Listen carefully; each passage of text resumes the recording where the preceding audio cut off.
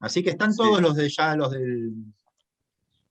de la primera sesión, así que si quieren podemos ir empezando.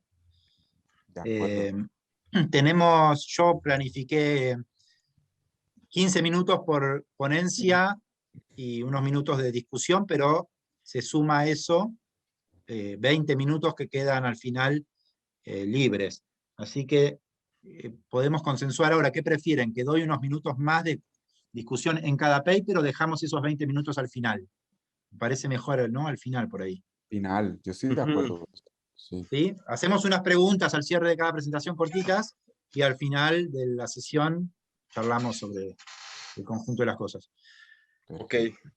Bueno, entonces, para las formalidades y la grabación, bienvenidos a la segunda jornada de SOCITE, bienvenidos a esta mesa temática 22. Faltan datos, se llama la mesa Usos, Abusos y Generación de Datos Útiles para Políticas de CTI. Tenemos la primera presentación entonces, que está a cargo de Eduardo Robles Belmont y Marcela Amaro, que se llama Indicadores de Ciencia y Tecnología frente a contextos actuales en América Latina. Eduardo, 15 minutos, te voy a avisar cuando te queden 2 o 3 minutos, ¿te parece? sí, muy bien. Entonces Bueno, ya puedo iniciar entonces. adelante. Ok, buenos días a todos. Bueno, la presentación que he preparado hoy junto con Marcela, el tema desde que se presentó el año pasado y hasta hoy en día ha evolucionado porque ha habido allí una publicación y bueno, dos publicaciones más que están ahorita en prensa de esta reflexión que he tenido con Marcela, que Marcela viene de economía, de la innovación y yo vengo de sociología industrial. Entonces, es una serie de reflexiones que hemos encontrado desde nuestros estudios de doctorado y ahora como jóvenes investigadores. Bueno, sí todavía nos podemos considerar como jóvenes, por supuesto, pero son varias reflexiones que encontramos y que, bueno, se nutren de todo este contexto latinoamericano que hay en los estudios CTS, ¿sí? Que, bueno, como ustedes saben, SOCITE también y LALIX mismo se encuentra allí inmerso en todas estas preguntas constantes que nos hacemos sobre cómo proponer nuevas alternativas para la región, ¿sí? Eh, entonces, aquí el tema de los indicadores es un punto que, bueno, nosotros distinguimos dos ejes dentro de todo este conjunto de trabajos, de alternativas, metodologías y también de marco teórico, porque el tema de indicadores también pensamos que debe tener un componente teórico muy fuerte. Y distinguimos dos ejes, ¿no? Los llamamos el primero, el normativo, ¿sí? Donde se trata de producir y proponer métricas para la evaluación de capacidades y la producción de las actividades científicas y tecnológicas. En ese tipo de trabajos normativos también se busca lo que es la comparación, ¿sí? Son trabajos que utilizan mucho o que le interesan mucho a las instituciones, ¿sí? Algunas agencias de ciencia y tecnología, o que pueden ser útiles para ellos, ¿no? Nosotros hemos participado en algunos proyectos para el CONACYT, por ejemplo, en un par de ocasiones igual para el foro consultivo, y bueno, dentro de la universidad, ahí donde estoy yo en el IMAS, está el laboratorio de redes, donde producimos cantidades importantes de indicadores cada año, o 2, 3 veces al año, para poder evaluar, por ejemplo, y comparar las diferentes instituciones o áreas de conocimiento que se cultivan dentro de la UNAM en México con lo que se hace en otros países o lo que se hace en otras regiones, universidades del país, ¿no? Entonces, esta parte de la comparación de estos indicadores normativos también tiene mucha aplicación. Y bueno, la parte de la productividad, sí, para también temas de evaluación de la productividad de las actividades científicas y tecnológicas, que eso yo encuentro que pesa mucho dentro de este marco de los indicadores sobre la ciencia y la tecnología. La otra parte es lo que llamamos la parte analítica, ¿sí? O el eje analítico, donde la descripción de los sistemas científicos y tecnológicos está en el centro, ¿no? De esta parte. O sea, aquí se trata de producir indicadores que nos permitan mapear o identificar tendencias en áreas de conocimiento. Nosotros hemos trabajado mucho sobre el caso de la bio, de la nano, un poco en ciencias genómicas, últimamente estamos explorando el tema del COVID, pero también de pues, todas estas capacidades científicas que pueden ser movilizadas hacia el COVID, ¿no? Aquí se trata de identificar, por ejemplo, redes de colaboración, mapearlas, identificar actores, ver tendencias, identificar pues las fortalezas, las debilidades a través de algunos indicadores, ¿no? Son trabajos muy descriptivos que para estudios, por ejemplo, que vienen de la economía, de la sociología, pero también de la historia de la ciencia o de las ciencias, como comenzamos a hablar en México, son temas que, bueno, son trabajos muy interesantes porque nos permite trazar, ¿no?, las trayectorias científicas, institucionales, ¿no? Hay colegas que trabajan, por ejemplo, sobre ese tema de la genealogía de la universidad, de las instituciones en UNAM, y se están acercando mucho al tema de la visualización de los indicadores, porque eso les permite dar cuenta de las relaciones históricas que se han establecido o a lo largo de las genealogías de los institutos, ¿no? Por ejemplo, desde la época de la minería, ¿no? Como este seminario de minas, pues desemboca hoy una parte, no todo, pero lo que es la facultad de ingeniería en México, ¿no? Y así tenemos casos, ¿no? En medicina, etcétera, etcétera. Entonces, esos trabajos, esta parte analítica es una parte en la cual en el campus ETS nos estamos confrontando también constantemente porque pues, hay muchos retos, ¿no? Y nosotros lo que queremos aquí platicarles a ustedes es primero hacer esta distinción de este tipo de trabajos, porque los objetivos son diferentes, las metodologías son diferentes, las preguntas son diferentes, sin embargo, los objetos de estudio y los indicadores con frecuencia son los mismos, ¿no?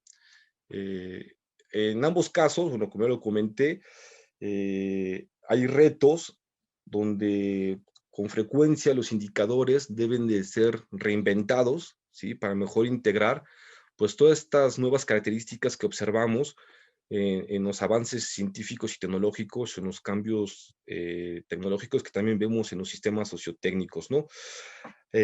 Aquí, por ejemplo, en el caso de México, cuando hemos trabajado nosotros en las nanotecnologías, pues sí hemos visto diferencias contextuales, regionales, donde las dinámicas que suceden en el norte del país son muy diferentes en la zona del Bajío, donde es una zona también muy industrial, que la zona centro o el sur del país, ¿no? Entonces, muchas veces los indicadores que proponemos para identificar, mapear estas nuevas tecnologías en el norte ya no nos funcionan en el centro del país, ¿no? Y tenemos que reinventar un poco, partir del contexto y, bueno, son nuevos retos que bueno, son problemas que con frecuencia vemos, tanto en la parte normativa como en la parte analítica. Aquí también en el caso de la biotecnología, lo hemos visto, aquí yo hablo de la emergencia y el desarrollo de las nuevas tecnologías, donde observamos estas diferencias que son marcadas en algunos casos. Aquí solamente hablando del caso de México, he trabajado o visto trabajos de colegas con Soncire, el caso de Venezuela, ¿sí? Y hay características muy particulares allá. El caso de Brasil, que hemos trabajado con Noela también, un trabajo que hicimos sobre América Latina en caso de las nanotecnologías, igual vemos diferencias importantes que se dan entre Brasil, bueno, Argentina, el trabajo que ha hecho Luciano con Pablo, que nos hablará al rato, donde también vemos puntos que convergen, las agendas, ayer comentaba Pablo, que son muy similares, ¿no? En las agendas de México con Argentina, en esas tecnologías emergentes, pero cuando vemos los indicadores, pues nos dan perspectivas totalmente diferentes, ¿no? Aquí nosotros reconocemos igual dos elementos importantes, uno que son los contextuales, ¿sí? Ya sea temporales o espaciales, donde también nos ha llamado mucho la atención esto de la dimensión espacial de la ciencia, ¿no? Está, por ejemplo, todo ese trabajo de los historiadores y algunos geógrafos. Lifestone es el trabajo que nos llama mucha atención sobre historia. En México tenemos el trabajo de Leticia Mayer, que trabaja sobre historia de la probabilidad y la estadística, donde vemos que estos elementos temporales y la dimensión espacial, pues también son claves, ¿no? En el desarrollo de la ciencia y pues obtener esos indicadores que nos permitan dar cuenta de esas dinámicas, pues es interesante. Observamos también elementos característicos de las mismas tecnologías, que es como lo que les comenté. Eso está estrechamente ligado con las potencialidades que hay detrás de las tecnologías emergentes.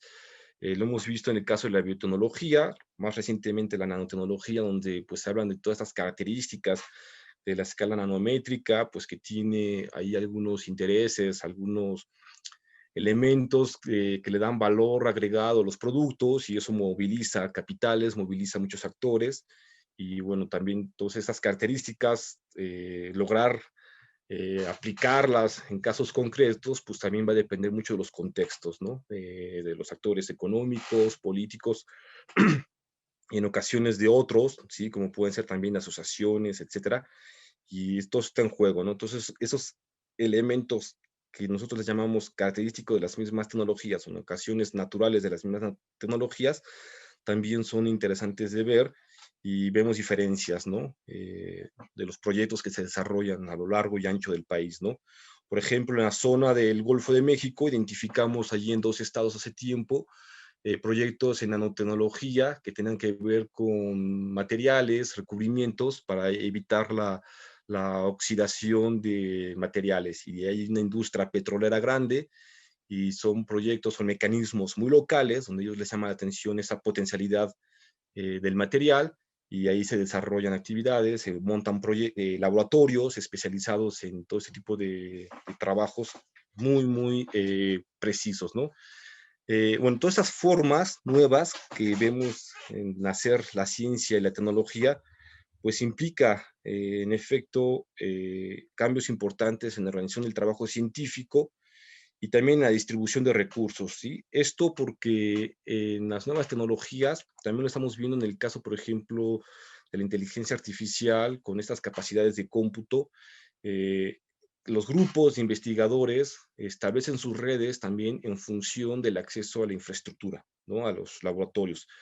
Y eso también pues tiene que ver con la organización del trabajo científico. Las redes se organizan en función de la infraestructura instalada, pero también en función de estos marcos regulatorios que les permiten trabajar o no. Ahí tenemos unos casos sobre, por ejemplo, nanomedicina, ¿no?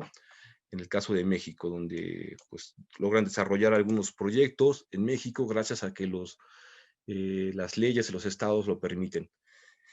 En fin, vemos, bueno, aquí yo voy a mencionar unos trabajos que hay metodologías, hay estudios, marcos teóricos que nos permiten mejor describir y dar cuenta de estas dinámicas. Yo aquí hablo de procesos sociotécnicos, claro que están todos los trabajos de Calón, Lowe, entre otros, sobre las redes sociotécnicas.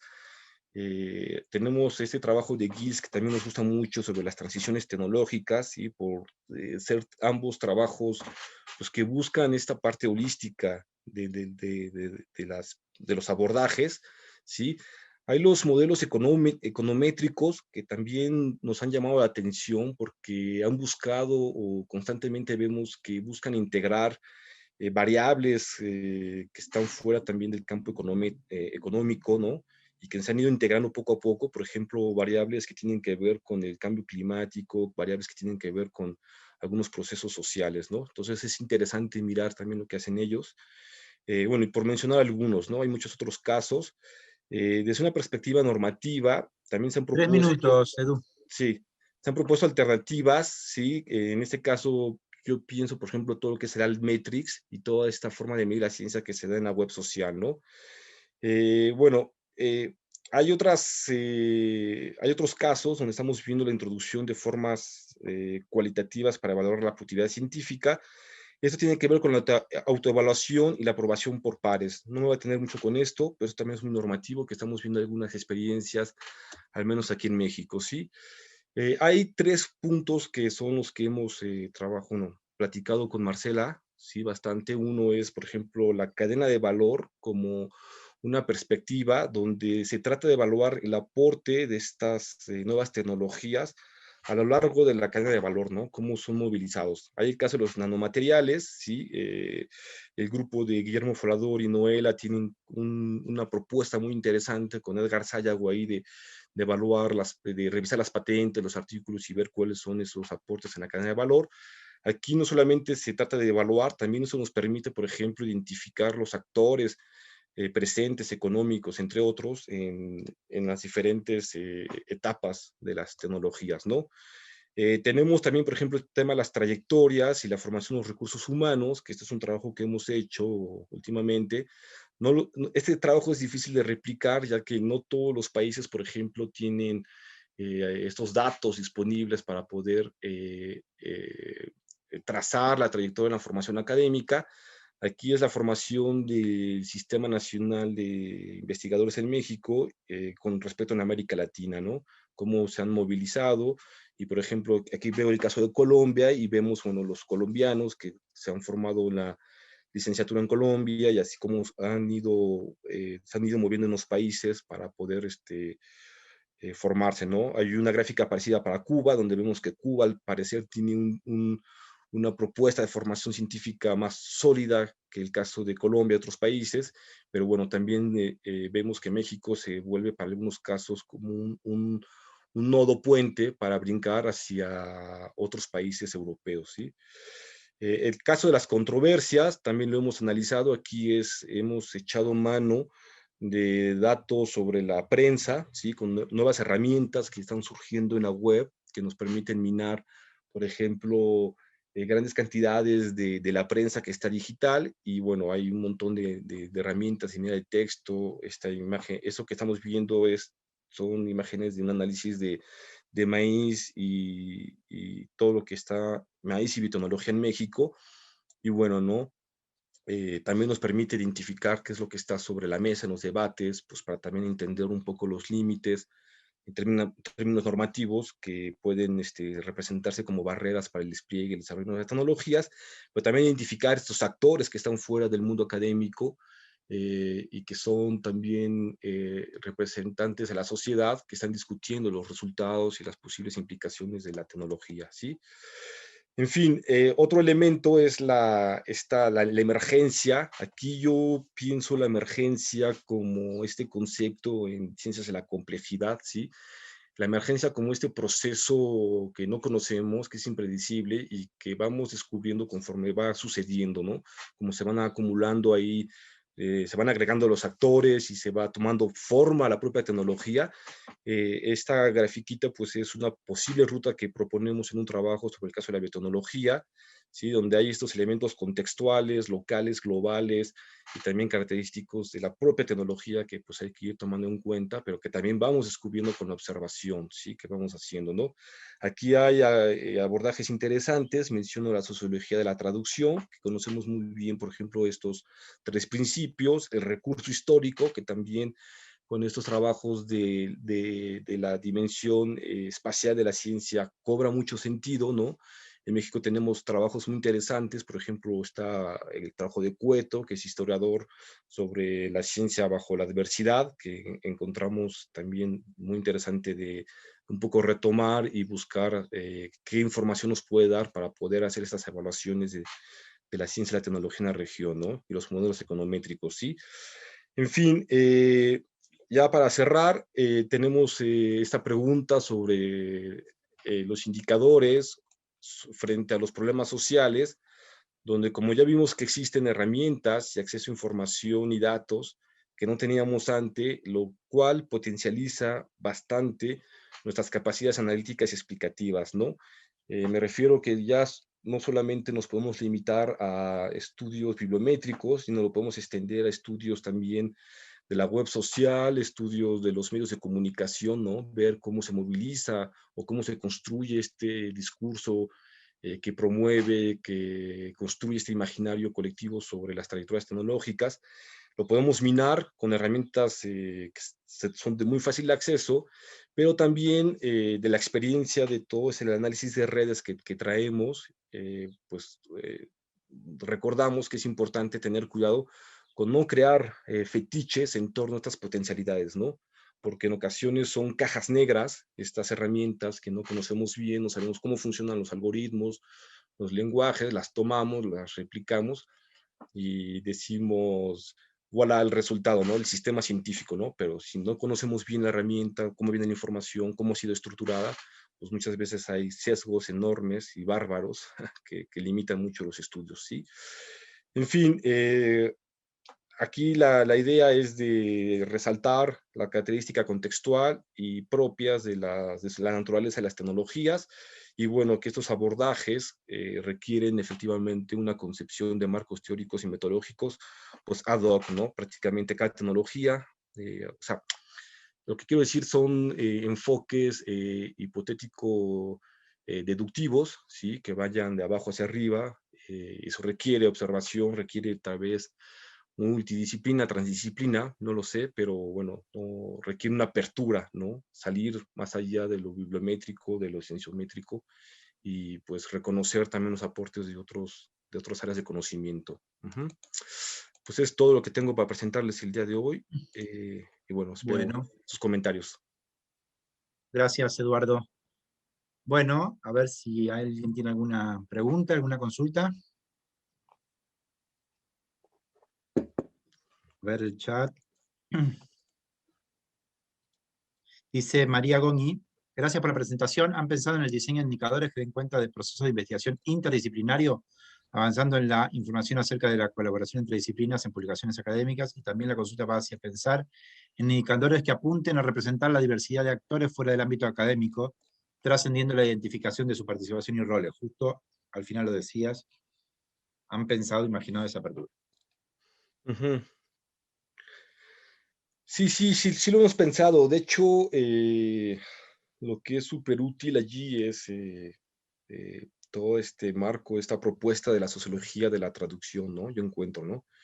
Es el principio de la asociación libre, el principio del agnosticismo del investigador y de la simetría generalizada. Creo yo que son muy interesantes porque eso nos permite justo esta apertura hacia diferentes tipos de actores, y que bueno, que sean sobre todo los actores mismos, ellos quienes definan quiénes son los otros actores que están dentro de la construcción del conocimiento, ¿no?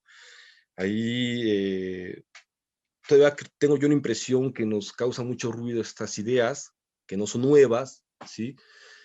Sin embargo, por ejemplo, hay un trabajo sobre el trabajo de Calon, sí, creo que es del 95, de las almejas estas de Saint-Brieuc, las vieiras les llaman, creo.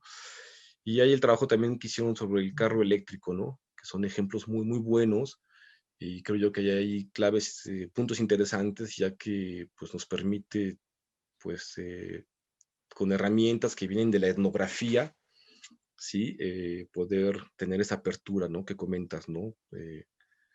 Hacia pues, abrirnos, ¿no? No sentarnos solamente en los actores que se reflejan en los artículos, ¿no? Ir más lejos. César tiene la mano levantada. Podés activar el micrófono, César, si querés. Hola, pero iba primero Matías. Es que no lo veo, Matías. Matías primero levantó la mano, entonces, para no saltármelo. Pero... Sí levanté la mano, pero no sé si era el primero. dale. Bueno, gracias, César, qué amable. Muy amable, loco. No, Eduardo, felicitaciones, y perdón, me voy a colgar con un detalle, pero la verdad que ha hecho un despliegue súper amplio y muy interesante. Pero particularmente me interesaba, si nos podías contar un poquito más de cómo fue el trabajo que hicieron sobre prensa. ¿Cuáles fueron las limitaciones y si se apalancaron por ahí con con alguna herramienta o con alguna plataforma o con alguna cosa por el estilo, y eso cómo los condicionó un poquito en el trabajo? A veces el enriquecimiento de los datos de prensa es complejo, porque claro, no están tan estructurados como los bibliométricos o como los datos que estamos acostumbrados a trabajar, pero me parece que es súper interesante abrir camino por ese lado, y entonces como es algo que de alguna manera me interesa, está muy bueno ver gente haciéndolo también y ver cómo le han hecho y cómo le han resuelto los problemas que uno a veces quiere atender y no puede, ¿no? Sí. Sí, de hecho, Matías, tú estás detrás de ese trabajo de prensa, ¿sí? No sé si recuerdas una plática con una cerveza, donde me hablaste de una herramienta Media Cloud, y es la que usamos. Sí, usaste esa. Qué bien, qué bien. Sí, hay ¿Cómo un les fue aspecto, entonces? sí, muy bien, hay un aspecto muy técnico, que es toda la minería de datos que hace, que eso ya te permite tener al menos la parte del análisis textual muy, muy limpia, muy bien estructurada, pero hay toda la ¿Cuál parte es la herramienta? gráfica. Media Cloud, se las pongo Ah, en el sí. chat si quieren. Y es muy buena, es libre, hay colecciones sobre Argentina, colecciones sobre prácticamente todos los países, pero hay limitaciones, ¿no? Cuando se trata de prensa en inglés, es más precisa la herramienta, pero bueno, hay otras herramientas, ¿no? Hay con R, propuestas para minar, por ejemplo, Google News, pero, por ejemplo, hay otra parte del análisis que ahí fue Marcela, que si quieres, Marcela, quiere decir algo, quien jugó un papel importante, ¿no? Sobre el caso de biotecnología. Porque una vez que yo tenía la información, yo era incapaz, como desconozco mucho la trayectoria de la biotecnología, yo fui incapaz de analizarlo, ¿no? Entonces tuvo que entrar ahí Marcela, quien fue la otra parte, ¿no? Fundamental de este trabajo, ¿no? Entonces, no sé, Marcela, si les quieres comentar 2 minutos o algo. Sí, hola, buenos días a todos. Gracias por las preguntas. Gracias, Eduardo, por la presentación. En el caso de el trabajo que hicimos sobre controversias en la biotecnología, específicamente sobre el maíz en México, lo que habíamos hecho previamente fue un trabajo muy manual realmente de ir acumulando a lo largo de un periodo de tiempo notas de periódicos en línea.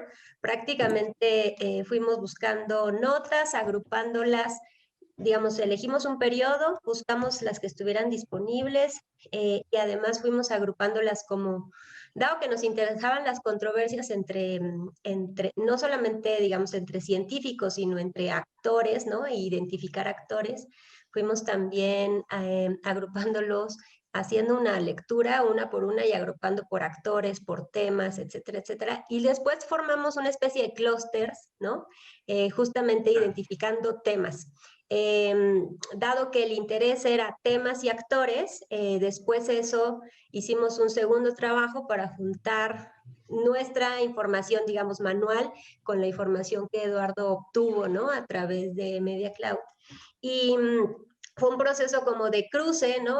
Dado que qué tipo de información, digamos, de forma más cualitativa que ya habíamos identificado, no solamente leyendo los encabezados, sino prácticamente el contenido y sentido de la controversia y lo que se estaba discutiendo en el espacio público, que además esto es otra cosa particular, nos interesaba fundamentalmente todas aquellas cosas que tenían que ver con no aspectos técnicos, ¿no? De la biotecnología y el maíz, sino aquellos que trataban o buscaban generar opinión pública o crear algún tipo de posicionamiento, ¿no? Sobre todo por el tema de transgénicos, que en México ha sido muy controvertido. Entonces, bueno, ya basados como en estas categorías, lo que hicimos fue agrupar, ¿no? Clusterizar por conceptos y cruzarlo con la información que Eduardo había obtenido a través de Media Cloud. Ok, Excelente, gracias, Marcela. César, estamos ya varios minutos atrasados. Si es cortita la pregunta, si no la podemos dejar al final también. No, es muy corta. Gracias a Eduardo y a Marcela por la presentación. Es sobre algo que me interesa mucho a mí. Ustedes saben que lo he venido trabajando acá en México y es sobre las trayectorias, que pues lo mencionaban en la presentación. Y lo entiendo desde que lo hacen desde un enfoque cuantitativo y pues ustedes saben que yo he estado estudiando esto de las trayectorias desde un enfoque cualitativo. No sé si podrían profundizar y pues tenemos que charlar más adelante para hacer un cruce ahí pues cuanticual y de esto de las trayectorias, que pues no sabía que les interesaba esta parte de las trayectorias, hasta ahora me entero. Bueno, rápido, 1 minuto, sí, las trayectorias, que es el trabajo sobre el SNI, eso lo estoy trabajando con gente de Francia por el momento, pero ahorita estamos en la etapa exploratoria, ¿no? De identificar esos flujos, esos polos de atracción. Viene la parte cualitativa, César, y bueno, lo platicamos con tiempo si gustas, pero con mucho gusto. O sea, estamos en las primeras etapas del trabajo, ¿no? Ok, bueno, pasamos a la siguiente. Bárbara, vi tu mano levantada, pero ayer nos pasó que quedaron ponencias sin exponerse, así que después al final te doy la palabra. Pasamos a la pregunta, a la exposición de Mónica López Rivas. Los laberínticos caminos de la construcción de datos en ciencia y tecnología, el caso del programa de estímulos a la innovación de CONACYT en México. Sí, hola. Hola. Pues creo que nadie me conoce acá. Soy egresada del doctorado de investigaciones educativas del CIMBESTAB, y tanto en la maestría como en el doctorado trabajé cosas de CONACYT, en la maestría más sobre el SNI y en el doctorado sobre el PEI. Entonces les voy a compartir mi pantalla. Sí se puede, ¿verdad? Sí. Y les voy a compartir.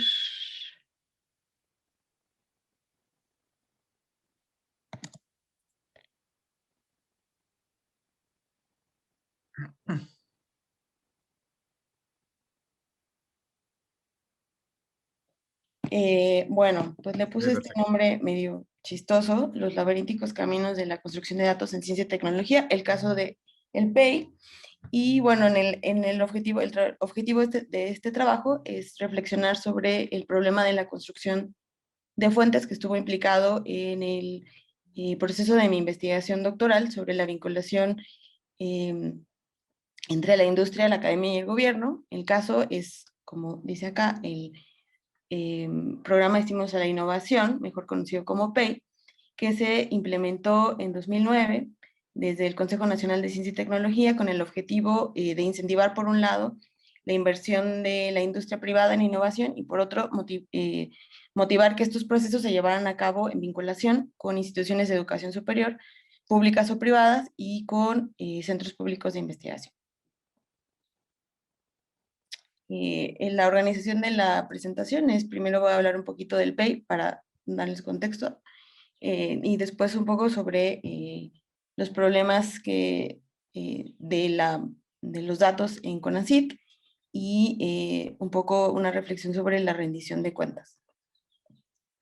El PEI es un programa, bueno, perdí una diapositiva donde hablaba sobre el PEI.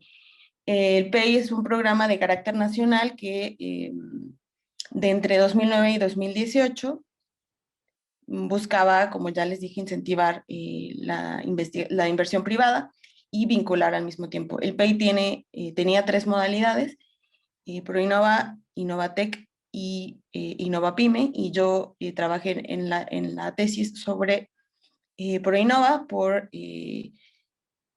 dado que estaba en un doctorado de investigaciones educativas. Lo que me interesaba era la vinculación con instituciones de educación superior, y digamos que la modalidad que de manera obligatoria solicitaba esa vinculación era ProInnova.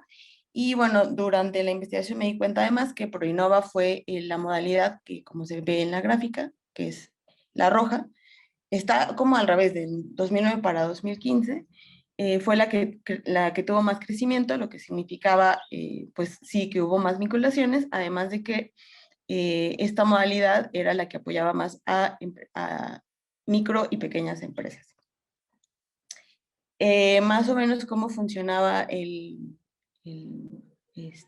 PEI es que en el caso de ProInnova, la empresa solicita X cantidad de dinero para hacer un proyecto, lo evalúa CONACYT y depende de la vinculación. En el caso de ProInnova depende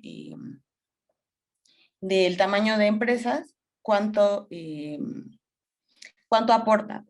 Si es gasto de la empresa, un porcentaje, y el gasto de vinculación es otro porcentaje. Siempre los porcentajes fueron más altos en pequeñas y en micros y pequeñas empresas, que era uno de los objetivos del programa, ¿no?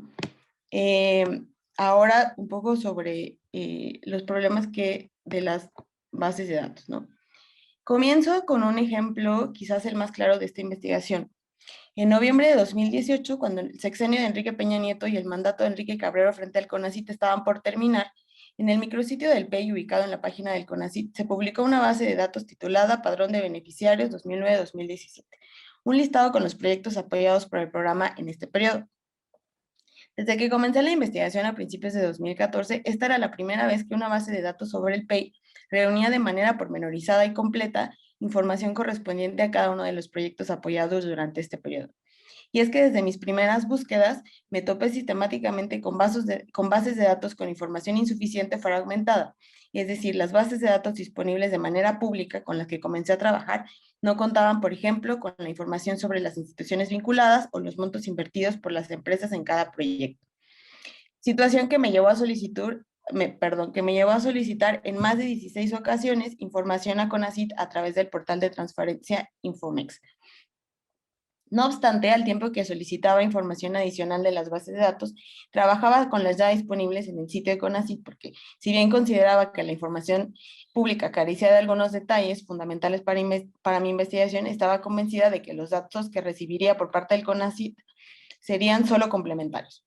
Sin embargo, al confrontar las bases de datos que idealmente tendrían que ser comparables, porque se trataba del mismo periodo o de la misma modalidad, me di cuenta de que algunos datos relevantes no coincidían. Por ejemplo, el número de proyectos apoyados por PEI en cierto periodo, situación que además de advertirme sobre las inconsistencias, me obligó a solicitar información que abarcara periodos más largos, así como datos en duplicado que pudiese utilizar a manera de ratificación.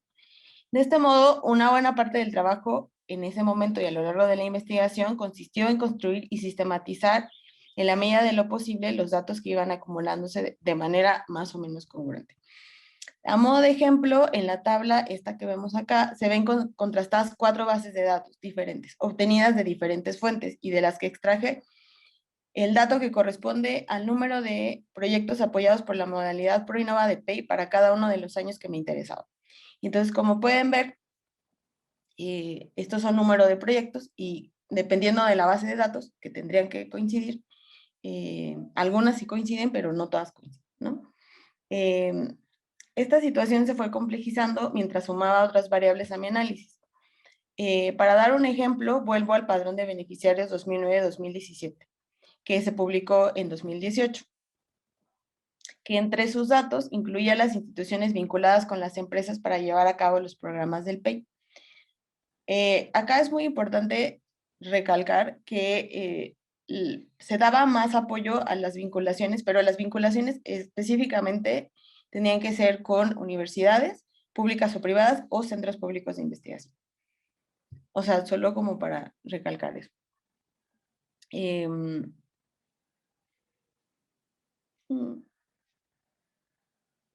Sobre la diversidad de instituciones que trabajaron en vinculación con las empresas que estaba prácticamente terminado. De este análisis se desprendía que entre 2009 y 2015 algunas empresas beneficiadas habían establecido vinculaciones con personas físicas y con otras empresas, incluso con ellas mismas.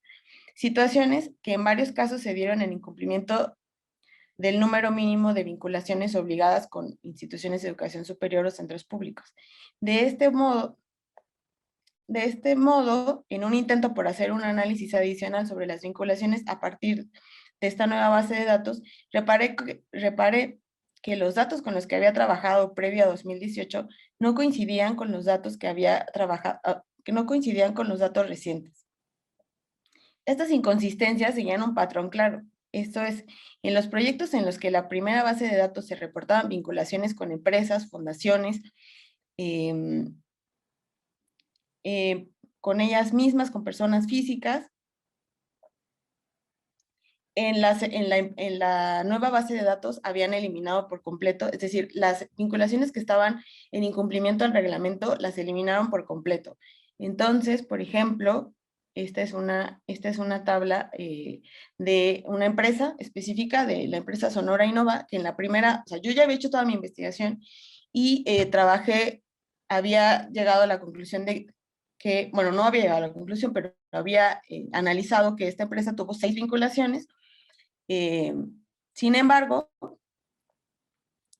las primeras 3 estaban en incumplimiento, es decir, no es posible vincularse con empresas privadas ni con personas físicas, ¿no? Y entonces esta empresa obviamente obtuvo el financiamiento por vinculaciones, pero se vinculó con otras empresas y con una persona física.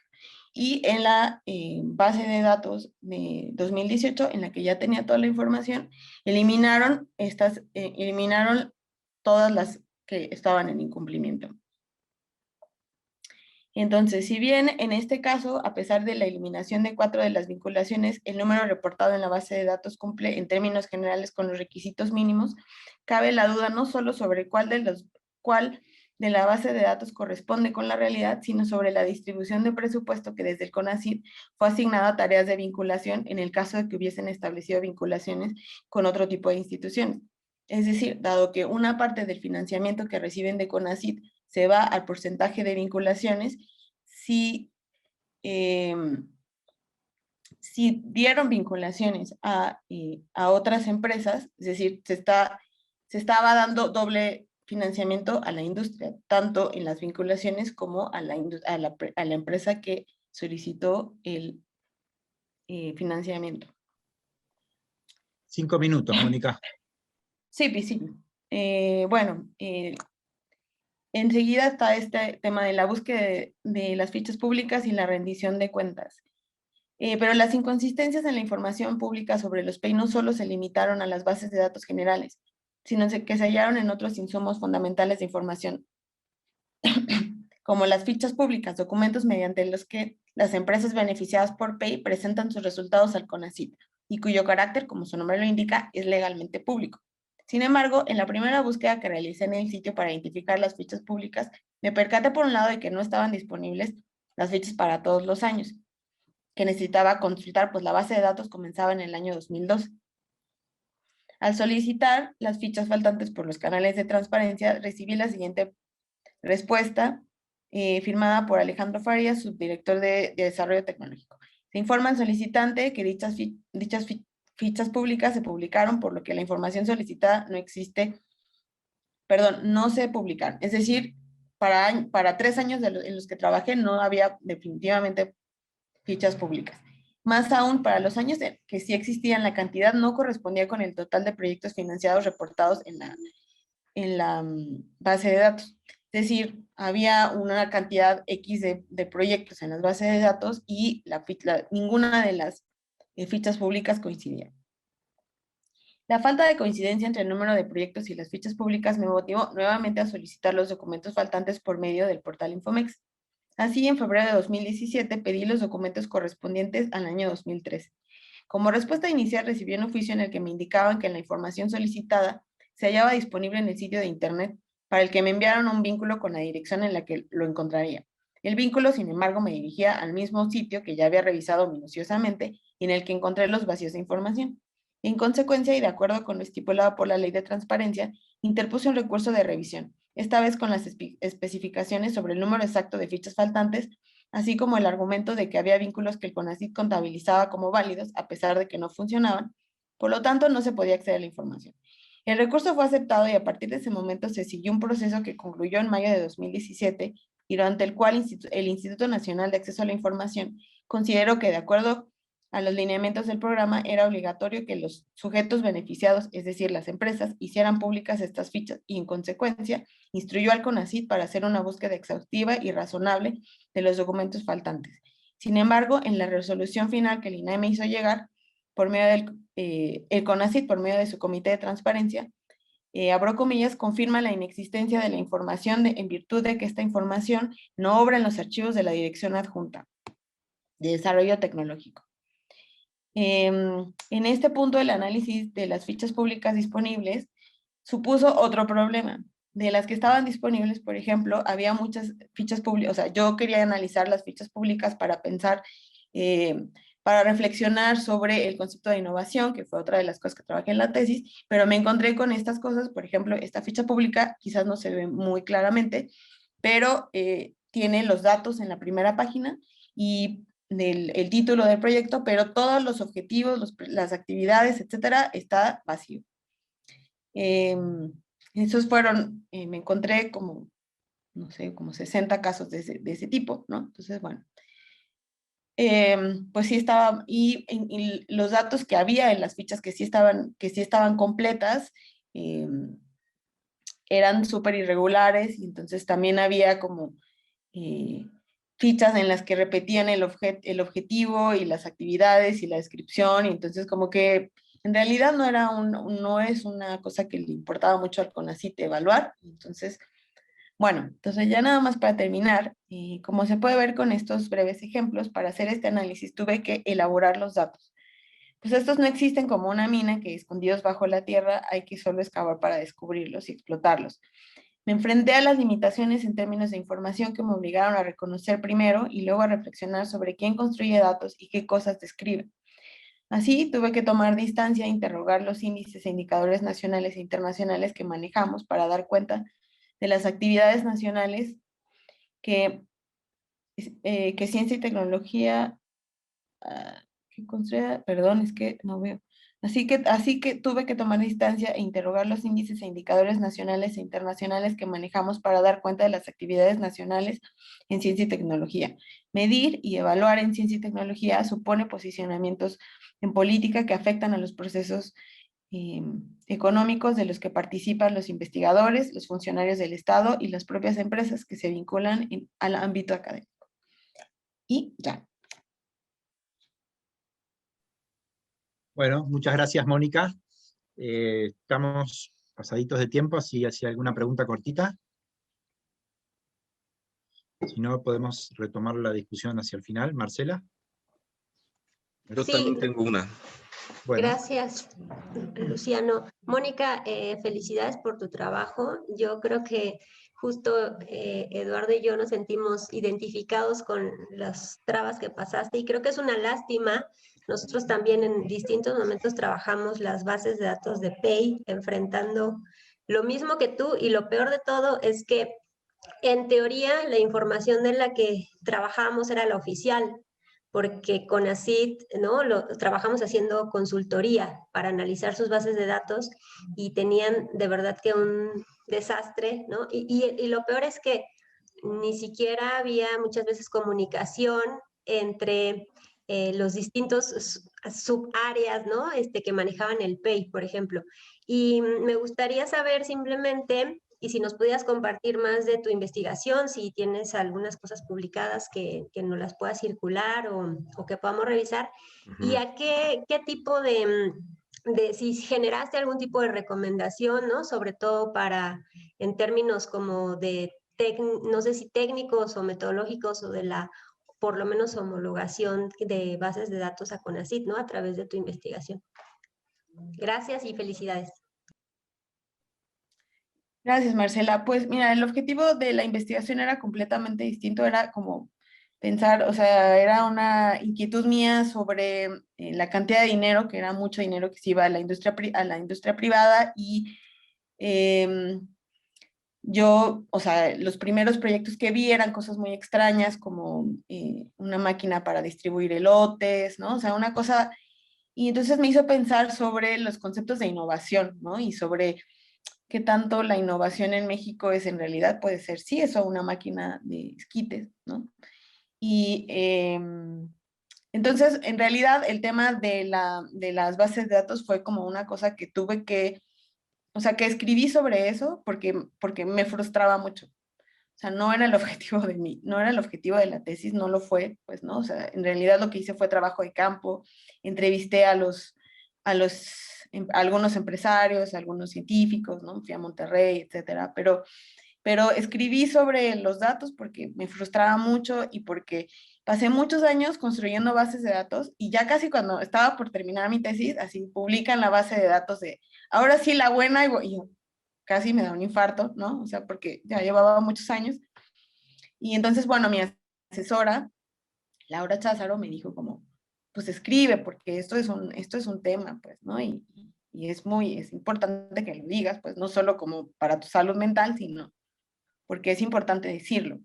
Y bueno, estoy trabajando en varios artículos, pero tengo uno de difusión que publiqué en Nexos, que justo se llama, ahorita les paso el link, se llama como de abate lenguas a nanosatélites, porque pues está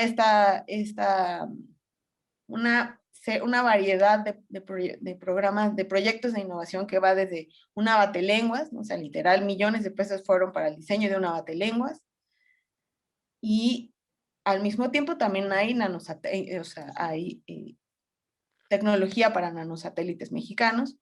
Entonces, pues es un tema pues bien interesante, pero bueno, luego si salen más preguntas, pero gracias, Marcela. Eduardo. Y rápido, Mónica, qué padre lo de que nos cuentas. Como ya te dijo Marcela, hemos tenido los mismos, o sea, nos identificamos mucho con tu trabajo, ¿no? Recientemente nosotros hicimos, cuando hubo cambio de administración, nos pidieron hacer unos estudios sobre la consistencia de las bases de datos, y en un estado del norte nosotros vimos, por ejemplo, 3 veces el mismo proyecto en 3 municipios diferentes financiado, ¿no? Donde el monto iba de 6 hasta 20 millones de pesos, algo así, ¿no?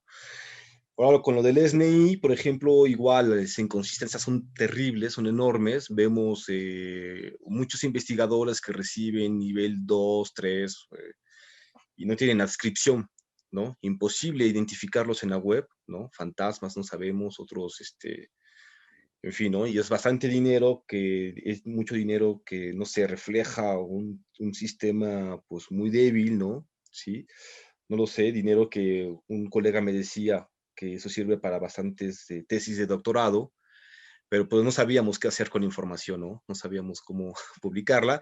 Y lo que te dice esta Laura, ¿sí? Qué bueno que la comentas, está padre que te dirija tu tesis, Laura.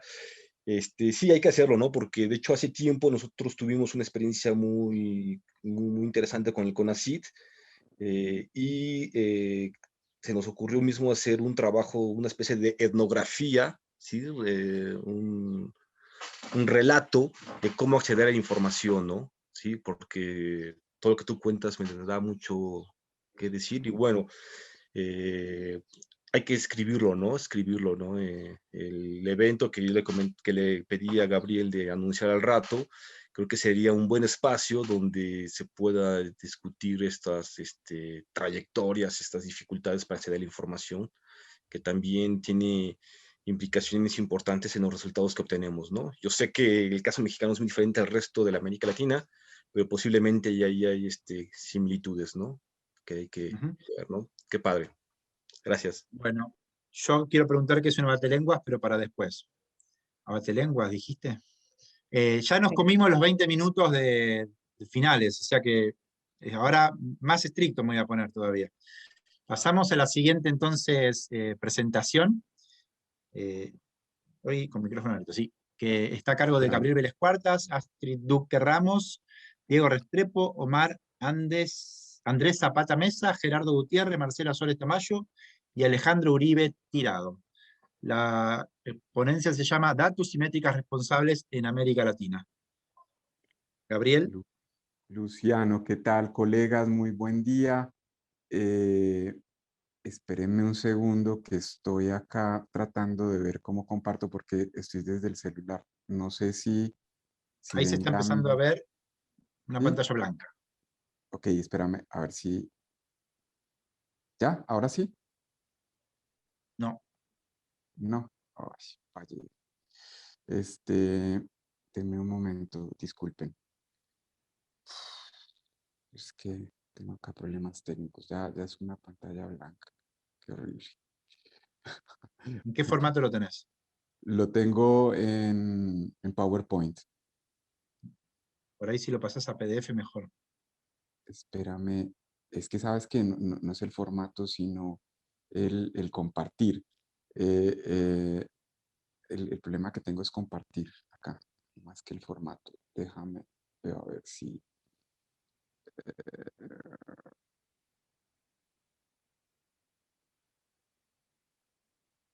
no. Porque en compartir tenés la opción de pantalla y pizarrón blanco, que por ahí es lo que compartiste recién. Sí, bueno, digamos que tengo ¿Querés problemas mandármelo con... por correo y yo lo comparto? Sí, te lo agradezco, Luciano, sí, por favor. Luciano llevin@unrn o lucianolevin@gmail. Listo, ya mismo te lo envío. Y si Aquí quieres ir está. empezando, yo en un minuto la pongo. Listo. Bueno, entonces empiezo. Ahí está cargando y te va a enviar. Bueno, pues primero que todo, pues gracias. Un poco, yo pienso que con lo que han presentado Marcela, Eduardo y Mónica, pues una postura que hemos empezado a construir es que el problema de los datos, por supuesto, y creo que también ustedes lo tienen consciente, pero creo que hay que hacerlo más explícito, no es un problema únicamente para nosotros en la investigación, sino que refleja un problema bastante complicado. O sea, yo creo que lo que se hablaba de sociedad de la información a finales del siglo pasado era un eufemismo frente a lo que estamos enfrentando, porque digamos, la sociedad de la información como tal está evolucionando hacia una forma, y eso ya es poner una bolita de cristal como para tratar de ver hacia dónde va el asunto, y es que la información definitivamente se está convirtiendo cada vez más en una moneda de cambio, pues como en una forma de transar, digamos, como ciertos aspectos que tienen que ver con ciencia, tecnología e innovación. Pues hace poquito, Luciano, ahí te lo envié, hace poquito, esta semana leí un blog de Paolo, se me olvida siempre el apellido, pero bueno, en el blog básicamente lo que planteaba era cómo NDPI, una de las grandes editoriales del mundo, eh, siendo la 10ª o algo así, este año iba seguramente a pasar a competir con Elsevier y con Springer los primeros puestos. Y digamos, la moneda de cambio, lo que hace que crezca es, por supuesto, el negocio. Y pues estas revistas se valoran en APC y en pago de procesamiento de artículos, pues justamente por las citaciones. Y las citaciones son información. ¿Y dónde está esa información? Y esa información de quién la construye, cómo se construye, etcétera. Entonces, esa información que se está utilizando, que se está haciendo uso de ella y que la está construyendo alguien, se está utilizando para darle valor, digamos, como a ciertas formas de publicación. Luciano, mil gracias. Bueno, acá este es el equipo del trabajo. La presentación es sobre métricas responsables y datos en América Latina. Este es nuestro grupo de trabajo. Aquí pues los puse a todos. Es un equipo transdisciplinario, gente de física, de sociología, de economía, de bibliotecología, en fin, que estamos construyendo este colaboratorio que es un colaboratorio de ciencias sociales, computacionales y humanidades digitales. Nuestros principios básicos son la ciencia abierta, la transdisciplinariedad, pues el equipo lo demuestra. Estamos apuntándole a tratar de entender qué pasa con la información científica y tecnológica, pero también qué pasa con el campo de la ciencia y la tecnología desde el sur global. Eso es importante, darle un aspecto geográfico, por lo que van a ver ahorita en la presentación. Trabajamos de forma colaborativa y pues la idea es generar proyectos de innovación que permitan hacer cambios realmente importantes a las formas en las que estamos construyendo esto. Luciano, la próxima, por favor. Listo. Bueno, entonces, frente a los datos y especialmente frente al análisis de la ciencia y la tecnología, ¿qué vemos? Pues primero, esto que les contaba sobre la información en lo que se está convirtiendo como una especie de moneda. Para que quede claro ese punto, hay un capítulo de Black Mirror, disculpen que lo hable de forma coloquial, que es muy bueno para entender esto, y es un capítulo en donde la gente puede conseguir trabajo, estudiar, etcétera, de acuerdo a los likes que tiene. La información nos está llevando, y el procesamiento de la información, a clasificarnos, pues, y no únicamente en ciencia y tecnología, en cualquier cosa. O sea, uno es buen cliente de un banco dependiendo de los datos que tenga ese banco de uno.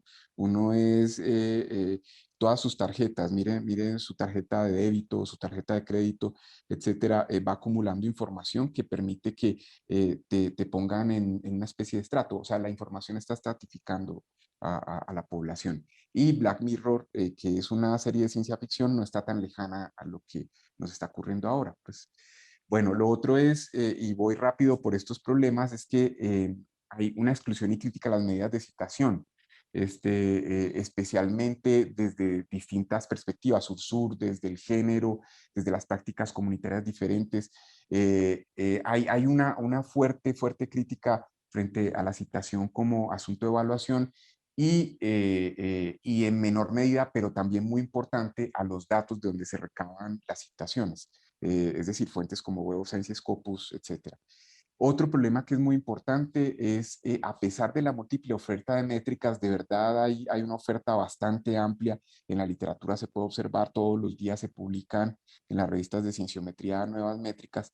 Las evaluaciones siguen siendo pobres multidimensionalmente, eso lo vemos en lo cotidiano.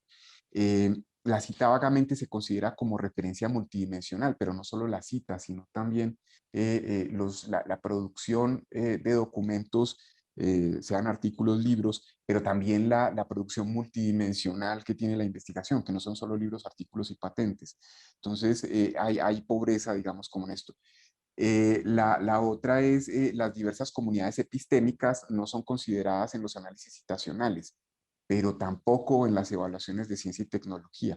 Entonces digamos, ni siquiera hay un reclamo porque pues, las diferentes comunidades epistémicas poco les importan los problemas de evaluación de la ciencia y la tecnología de los países, simplemente uno lo puede inferir de todos los foros en los que se presentan, digamos, como estos escenarios. No se alude directamente en nuestros países en Latinoamérica, especialmente a la relación academia, empresa, sociedad, etcétera. Retos en la organización de colecciones digitales, definitivamente, pero es un reto que no es únicamente por desorganizados, obviamente hay tensiones políticas y sobre todo pues hay tensiones entre norte y sur, pues frente a qué tipos de datos son los relevantes. Nosotros nos creemos muchos de los cuentos del norte, de cuáles son los datos relevantes, y creemos ciegamente en eso, y eso es un problema. La citación tradicionalmente está asociada a los artículos de revista, desconoce otras tipologías documentales como patentes, libros, informes de investigación, trabajos de grado, etcétera, que son importantes y son muy importantes. Ahorita les voy a mostrar. El reconocimiento de las diferencias disciplinares en los modos de producción es muy importante. Pienso que hay un debate sobre eso. Tengo algunas críticas frente al debate, pero creo que hay allí algo que hay que trabajar. Y hay un falso dilema creciente entre metodologías cualitativas y cuantitativas en el estudio de la ciencia. Se presenta muy frecuentemente en distintos foros ese falso dilema, pienso yo. Dale, porfa, listo. Antecedentes. ¿En qué estamos parados? Pensamos que es muy importante, de Europa especialmente, tomar todo el movimiento de métricas responsables. Ellos han hecho un avance importante, creo que están tratando de acomodar su sistema a los retos planetarios, lo que hizo Horizon 2020, lo que está produciendo CWPS, las métricas de nueva generación de la Unión Europea, Snowball Metrics, etcétera. Sin embargo, creo que en Latinoamérica tenemos que hacer reinterpretaciones de esto, porque nosotros estamos trabajando de forma normativa y ellos están trabajando de forma descriptiva, están describiendo sus sistemas. Nosotros estamos queriendo ser alguna cosa, y en ese sentido, en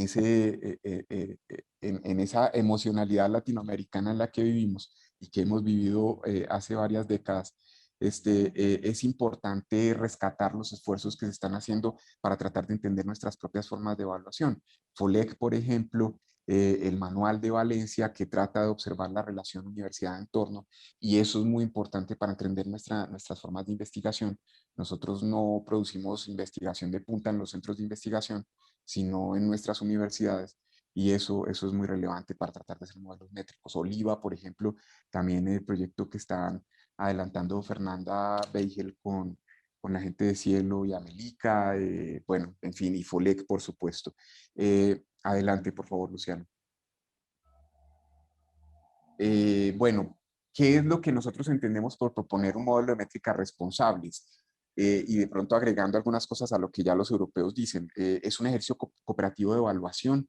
Necesariamente tiene que ser un ejercicio solidario porque se necesitan datos. Pues el Estado tiene parte importante de esos datos, pero se alimenta de los datos de las universidades.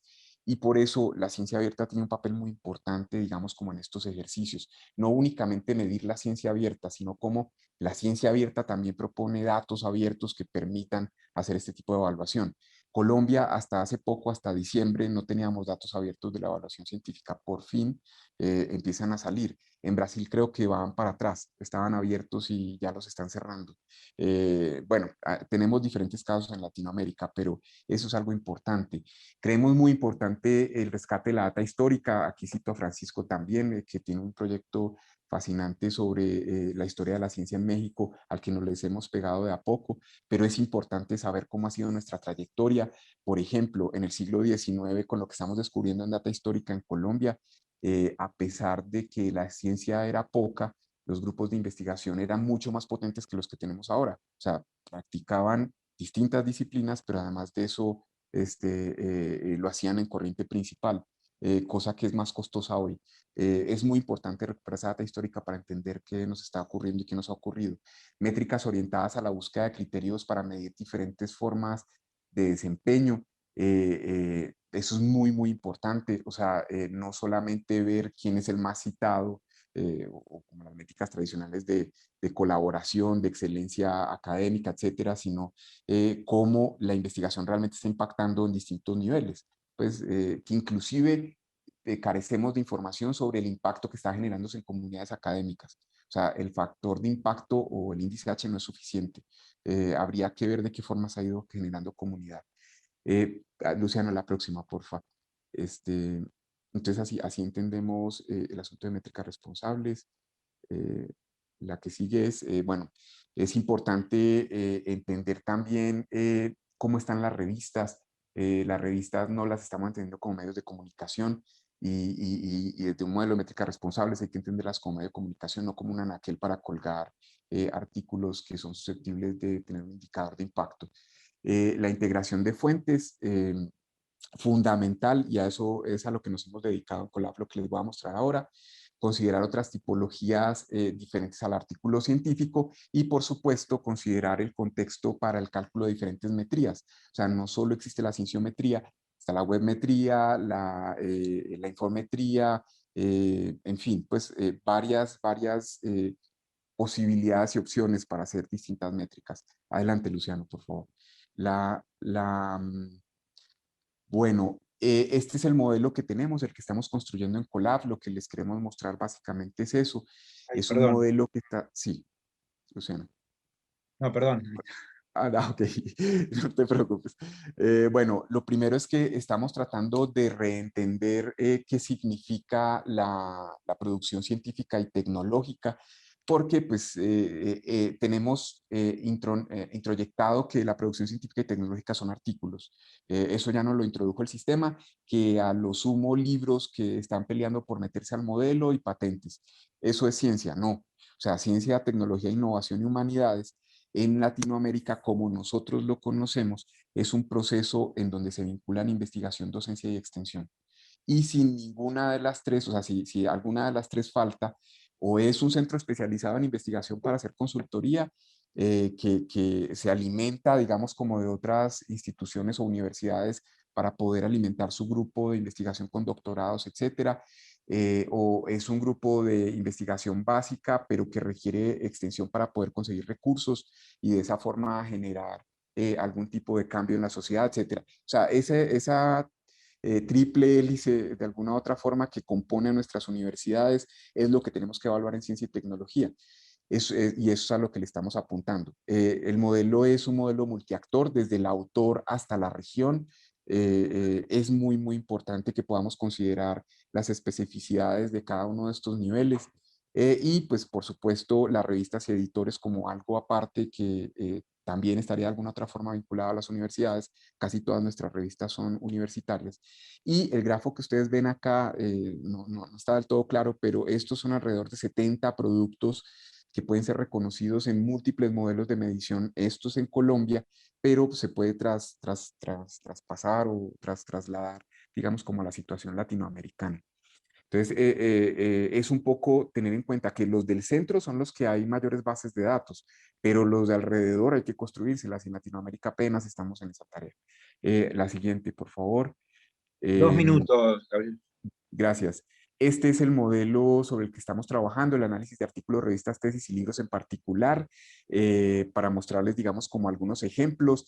Tenemos que tomar múltiples dimensiones de este tipo de productos y a partir de esas múltiples dimensiones que son significativas, poder hacer análisis semánticos de visibilidad y controversia, un poco lo que mencionaba ahorita Eduardo, pues creemos que a partir de de automatización de los datos y del análisis, podemos inclusive ver esto. Hay ya análisis que se han hecho sobre esto históricamente, ver la temporalidad en ciertos temas, las formas de especialización y de transdisciplinariedad que están construyendo, los accesos, los estándares de la información, etcétera. Esas son dimensiones que creemos que se tienen que observar. Luciano, la próxima, por favor. Bueno, dale a la próxima, que creo que esta la podemos evitar. Aquí lo que estamos mostrando es básicamente cómo se va construyendo la ciencia a partir de estos artículos y de estos productos, que no son solo artículos que van generando campos de conocimiento y finalmente el techo de la ciencia como tal. Y eso nos llevaría finalmente a la próxima diapositiva, que es tratar de construir mapas holográficos. Por ejemplo, es una representación que tiene Paperscape sobre productos de Archive o de Archive, que son los de los físicos. Entonces, es tratar de hacer mapas holográficos que nos permitan entender asuntos específicos de diversas disciplinas. Por supuesto, esta sería la superficie, pero habría que entrar cada vez más con macroscopes que nos permitan ver cuáles son las dinámicas concretas de esos campos. La próxima, ya voy terminando. Este es nuestro esquema general, digamos, este es nuestro mayor logro, este es nuestro bebé, el esquema general de lo que hemos ido construyendo como sistema de información. Es un sistema multidimensional, a la izquierda lo ven, multibase, perdón, en donde estamos recogiendo información de Web of Science, Scopus, Cielo, Lens, OADOI, y Google Scholar y Microsoft Academic. Google Scholar y Microsoft Academic son las bases de datos más grandes que hay. No queremos solo legitimar Web of Science y Scopus, porque creemos que si bien allá hay una parte importante de la producción, digamos, como legítima a nivel global, creemos que a través de los indicadores de citación que podemos arrastrar de Google Scholar y la producción más completa que tiene Microsoft Academic, podemos construir otros indicadores que nos permitan ver cómo están evolucionando comunidades epistémicas. Entonces pueden haber artículos con pocas citas, pero que participan de comunidades en donde están construyendo temas que son innovadores o de interés. También estamos utilizando la base de datos de GRID para hacer normalización de las afiliaciones. Con la de Microsoft Academic estamos haciendo lo mismo. Y los que están en azul son los softwares que estamos utilizando, son distintos para hacer las capturas de estos datos.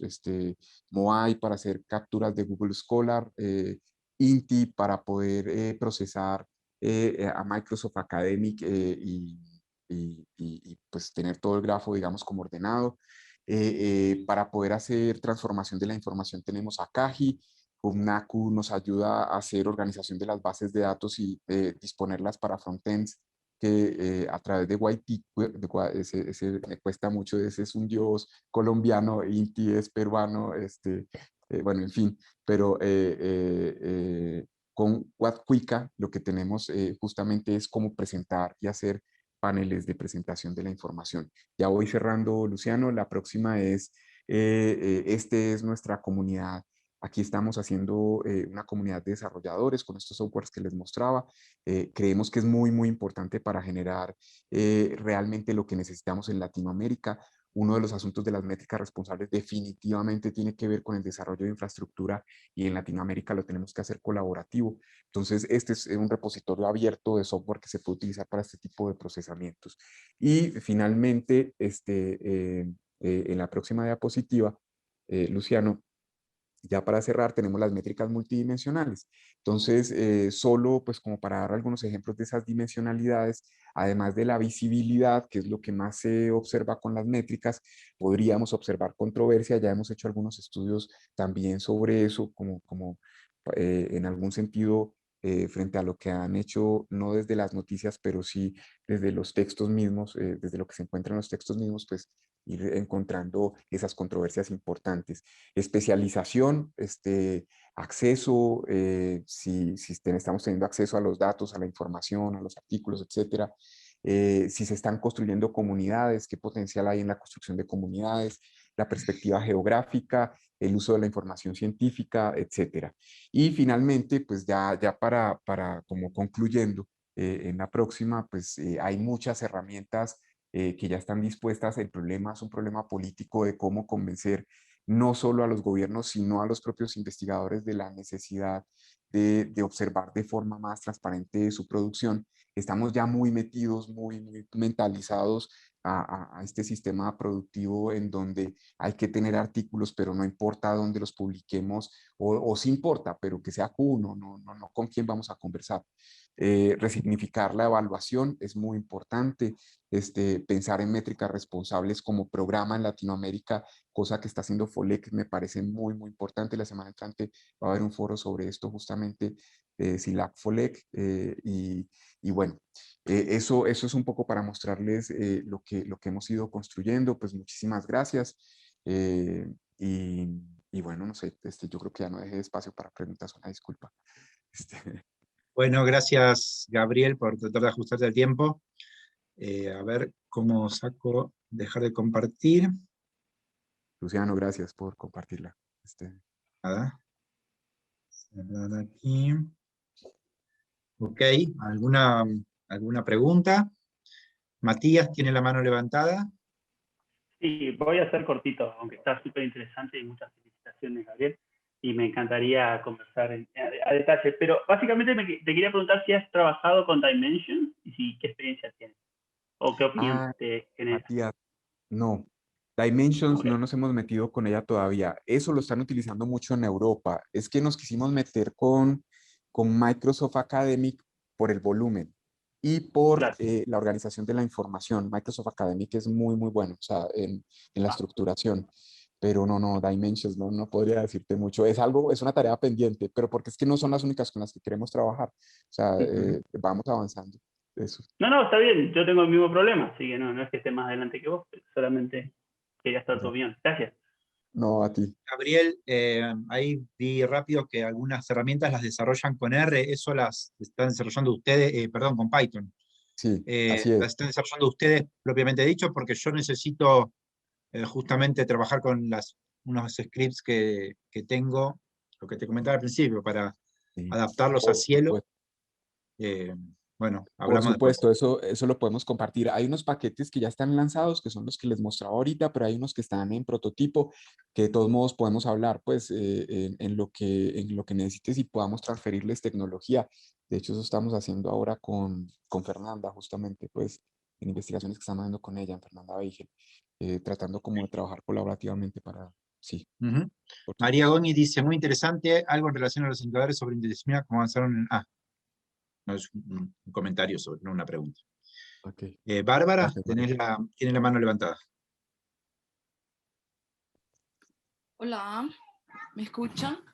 Sí, Hola, perfecto. Bárbara, te Dale, escuchamos. gracias. Muchas gracias por la ponencia y quería preguntar a respecto de la visualización de los datos, la entrega final de los resultados, porque estoy muy interesada cómo, o sea, nosotros estamos teniendo la oportunidad de producir diversos tipos de, ¿no? de datos, de productos, pero no cuadra muy bien con la formalidad de presentarle un paper o una tesis de doctorado y todo. Entonces, ¿cómo ustedes están solucionando esos problemas de la visualización de los datos hacia el público a quien va dirigido los productos, los informes, porque los mapas son dinámicos, cambian, entonces tienen que mostrar linearidad, cambios, todo eso. Entonces es un problema que tengo encontrado, no tengo logrado resolver, solucionarlo.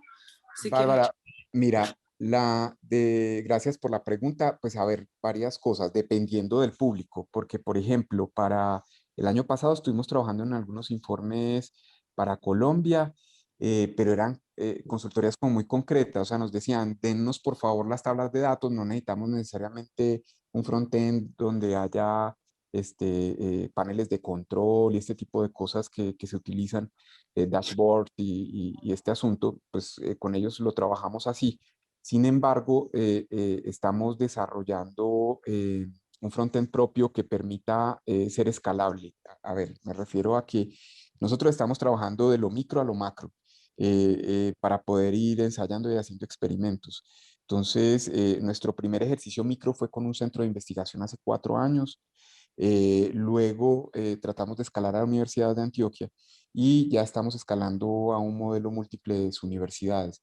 Con Fernanda estamos intentando hacer un modelo escalable a país. Ya hicimos un escalamiento a país, pero no con representación visual, sino con un informe corriente. Entonces ya tenemos la información de Colombia para eso, vamos a tener la de Brasil y Argentina. Pero la idea es luego ir escalando más. Estamos trabajando con tecnologías que son parecidas a las que utiliza Lens para poder hacer esos escalamientos, pero todavía se requiere desarrollo. En particular, para hacer presentaciones de tableros de control, nuestros desarrollos son propios utilizando software abierto. Sin embargo, hay licencias que son gratuitas, temporales, que pueden ayudar a hacer esto. Lo hemos hecho ya con herramientas como Tableau, por ejemplo. La universidad o las universidades compran licencias para visualización de datos y podrían utilizar este tipo de esquemas. Si son datos de redes, también hay algunos softwares abiertos, por ejemplo, Nodo, que no tiene un desempeño para amplias redes, pero para redes pequeñas, y que uno puede anidar, digamos, como ese tipo de gráficos en las páginas propias. Entonces, no sé, o sea, en recomendación, si lo que quieren es mostrar a una comunidad ya muy específica, WordPress con algunas herramientas básicas con licencia abierta que puedan poner sus gráficos allí, pues, y eso ayuda, digamos, como a dar cierta visibilidad. Pero bueno, no sé si es útil, pero eso es para. Dale, gracias. Bueno, a ver si creo que no hay nadie más con la mano levantada. Bueno, entonces pasamos a la última exposición, a la última ponencia, que está a cargo de Lila Pagola. Se llama La Cruzada por los Datos en Educación Superior, Acceso, Procesamiento y Potencialidad para Analíticas de Aprendizaje. Hola, Lila, buen día. ¿qué tal? ¿Qué tal? Voy a compartir mi pantalla. Tengo una presentación para mostrarles. Perfecto. Y voy a tratar de ser lo más breve posible. Así tenemos un ratito Gracias. para conversar.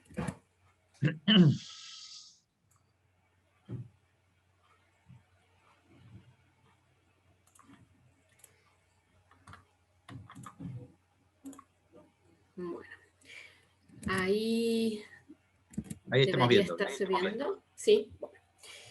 Bueno, yo me voy a correr un poco del el tema general para contarles algo que tiene que ver con dos proyectos de investigación que venimos desarrollando, uno ya terminado, el otro en una segunda etapa, en dos universidades de la provincia de Córdoba, la Universidad de Villa María y la Universidad Provincial de Córdoba, donde la cuestión de los datos, de los sistemas informáticos vinculados a los procesos educativos, ahí voy a detallar un poco cuáles, eran un tema tangencial originalmente en el proyecto, porque es un proyecto que tiene que ver con diseño de recursos educativos, pero en donde de repente cuando iniciamos, digamos, lo que sería la primera etapa de un proceso de diseño centrado en el usuario, que es algo que se llama diseño de información, nos encontramos con que,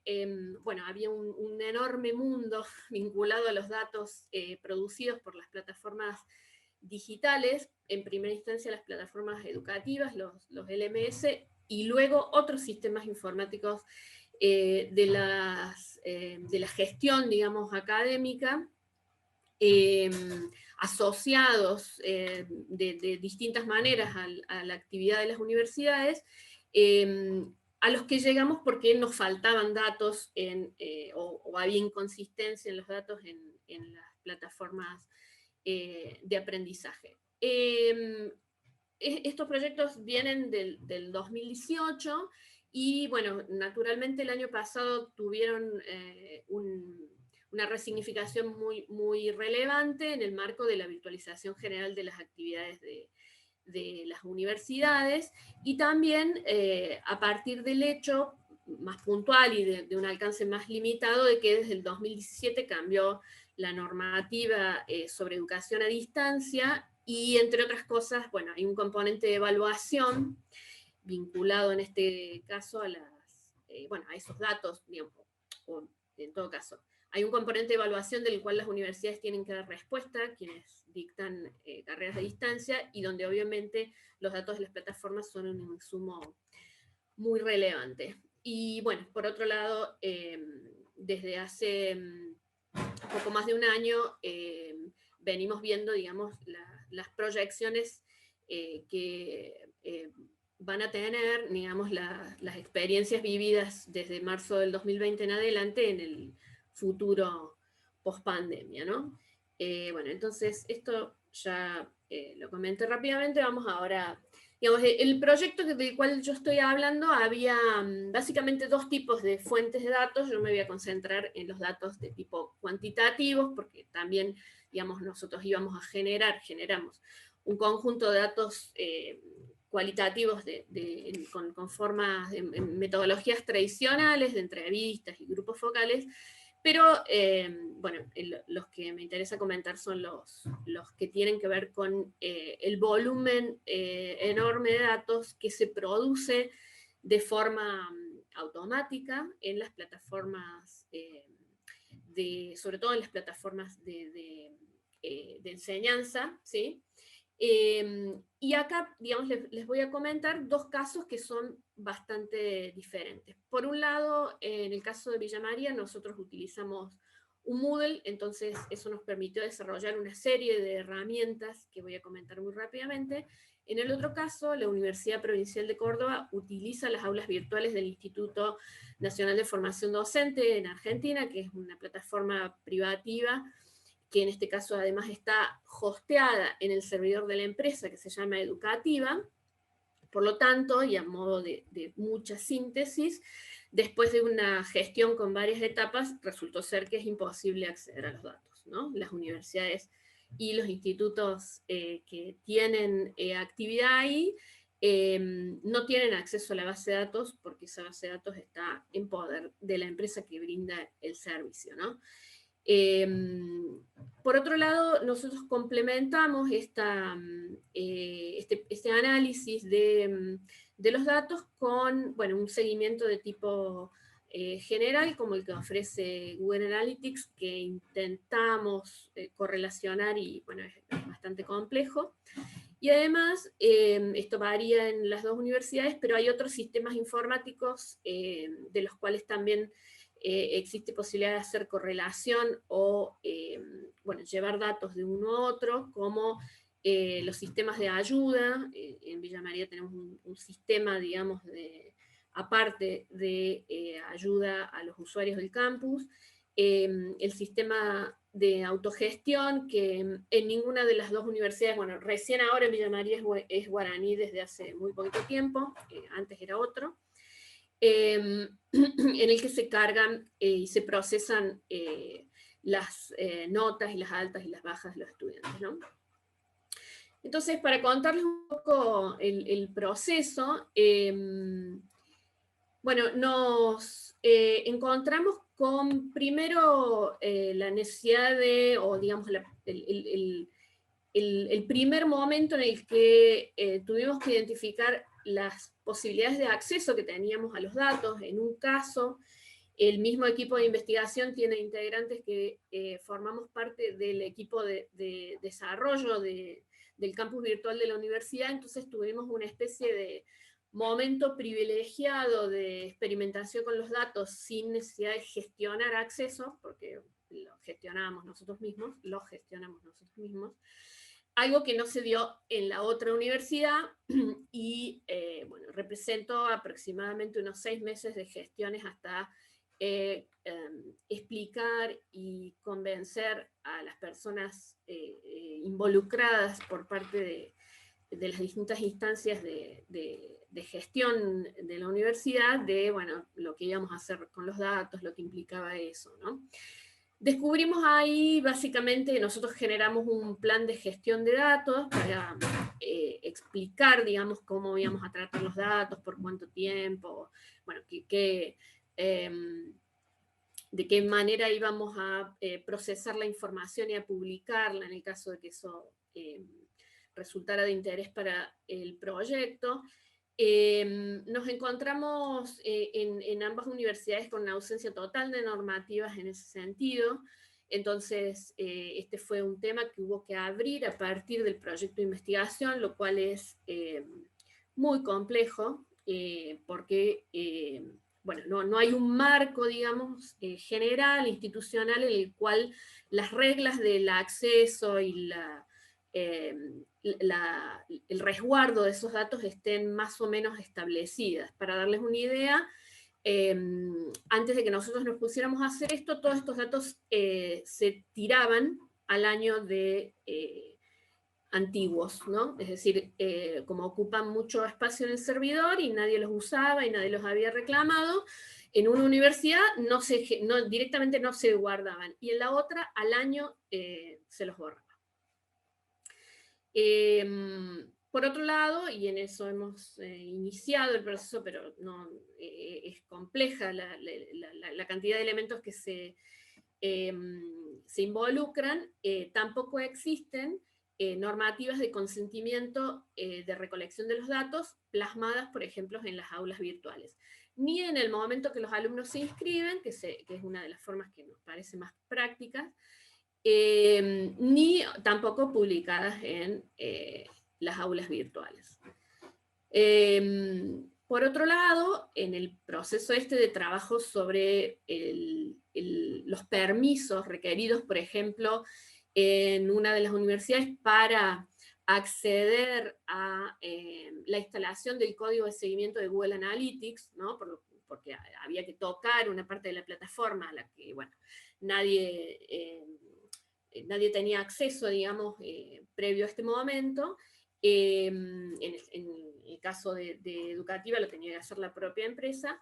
En ese proceso de explicar, digamos, para qué se ponía ese código, encontramos en general en los gestores, en los funcionarios, en los que tomaban las decisiones sobre esto, una suerte de sobredimensión bastante llamativa de la capacidad que tienen los datos por sí mismos de decir cosas, ¿no? Es decir, sin procesamiento, sin bueno, contexto incluso.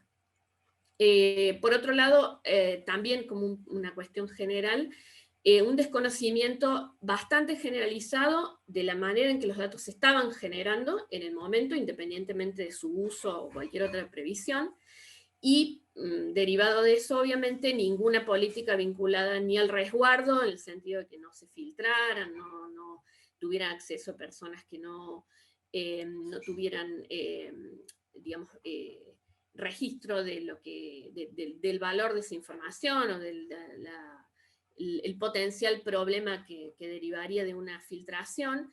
Tampoco en relación a su conservación, ahí en ese sentido en Villa María sí se avanzó precisamente para regular normativamente que los datos se mantienen durante 2 años y se hace resguardo después.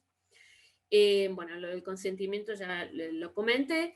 Y en este marco es bastante difícil instalar discusiones que tengan que ver con el uso ético de esos datos para cualquier proyecto de investigación de la universidad, que sería en principio la primera interesada, o en estudios comparados, que es uno de los potenciales que nos parecen muy interesantes, precisamente en el marco de esta virtualización de la enseñanza que les comentaba al principio. Cuando tuvimos acceso, detectamos una serie de problemas, ¿no? Problemas que tenían que ver con los procedimientos de generación de los datos, ¿no? Para darles una idea, había, por ejemplo, cátedras masivas, espacios de aprendizaje masivos, en los cuales, por el procedimiento de carga de los usuarios, los docentes, en vez de cargar a todos los usuarios, cargan a uno solo y le dan un identificador general, ¿no? Entonces, todos 600 usuarios, 600 estudiantes entraban con el mismo ID, ¿no? Por lo tanto, bueno, teníamos ahí una anomalía muy significativa, porque además tampoco esa información nos había llegado por un pasillo, ¿sí? Por lo tanto, no teníamos ninguna referencia clara, teníamos que buscarla en los datos, de cuántas cátedras, cuántas materias estaban en esa misma condición, por ejemplo, en las cátedras masivas de la universidad. también identificamos que nos faltaban algunos datos, por ejemplo, los datos de género en las aulas virtuales no están, sí están en los otros sistemas informáticos, entonces, bueno, teníamos que hacer ese proceso de correlación, bueno, y ahí también apareció la relevancia de tener ciertos identificadores únicos, como por ejemplo el DNI.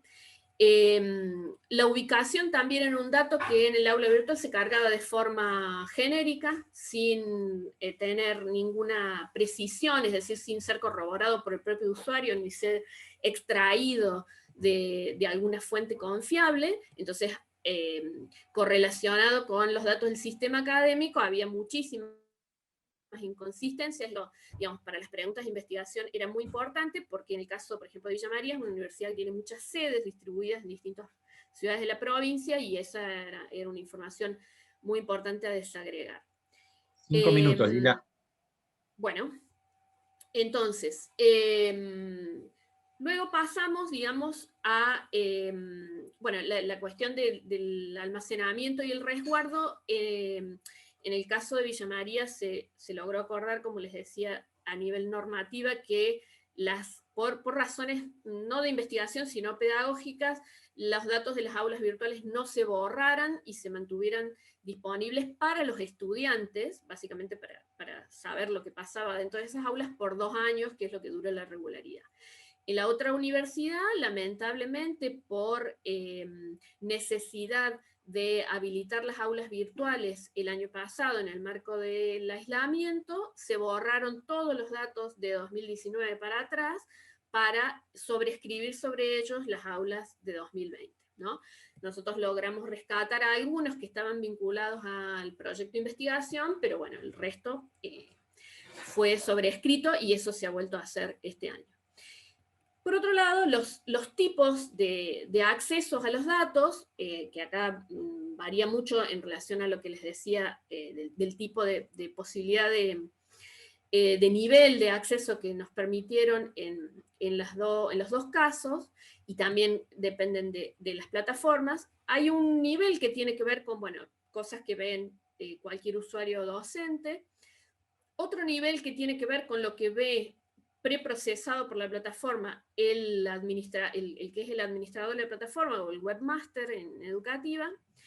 Una posibilidad que es muy interesante, que nosotros la trabajamos en Moodle, que se llama reportes configurables, que son consultas directas a la base de datos, pero programadas desde Moodle. Nosotros diseñamos varias de esas para responder a ciertas preguntas del proyecto, que en educativa tiene una versión bastante más simple, porque son predeterminadas, que se llama reportes avanzados. Hasta ahí llegó nuestra posibilidad de acceder a datos en educativa, porque, como les decía, la base de datos resulta inaccesible por la forma de contratación del servicio.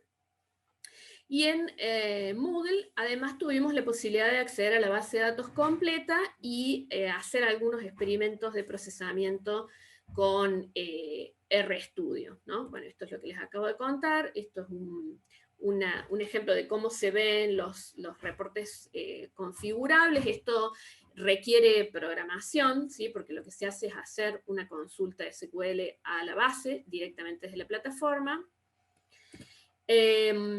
Bueno, y para cerrar un poco la idea, entendemos básicamente que el potencial de estos datos que generan las plataformas, en complementación con estos otros datos que pueden ser obtenidos de otros sistemas informáticos, y del seguimiento general y anónimo que hace Google Analytics, tiene mucho interés en función de esta posibilidad que representan las analíticas de aprendizaje, frente a la cual nosotros somos bastante escépticos respecto de su capacidad predictiva, pero sí nos parece que existe un enorme potencial de exploración y de interpretación de lo que está pasando en las aulas a partir de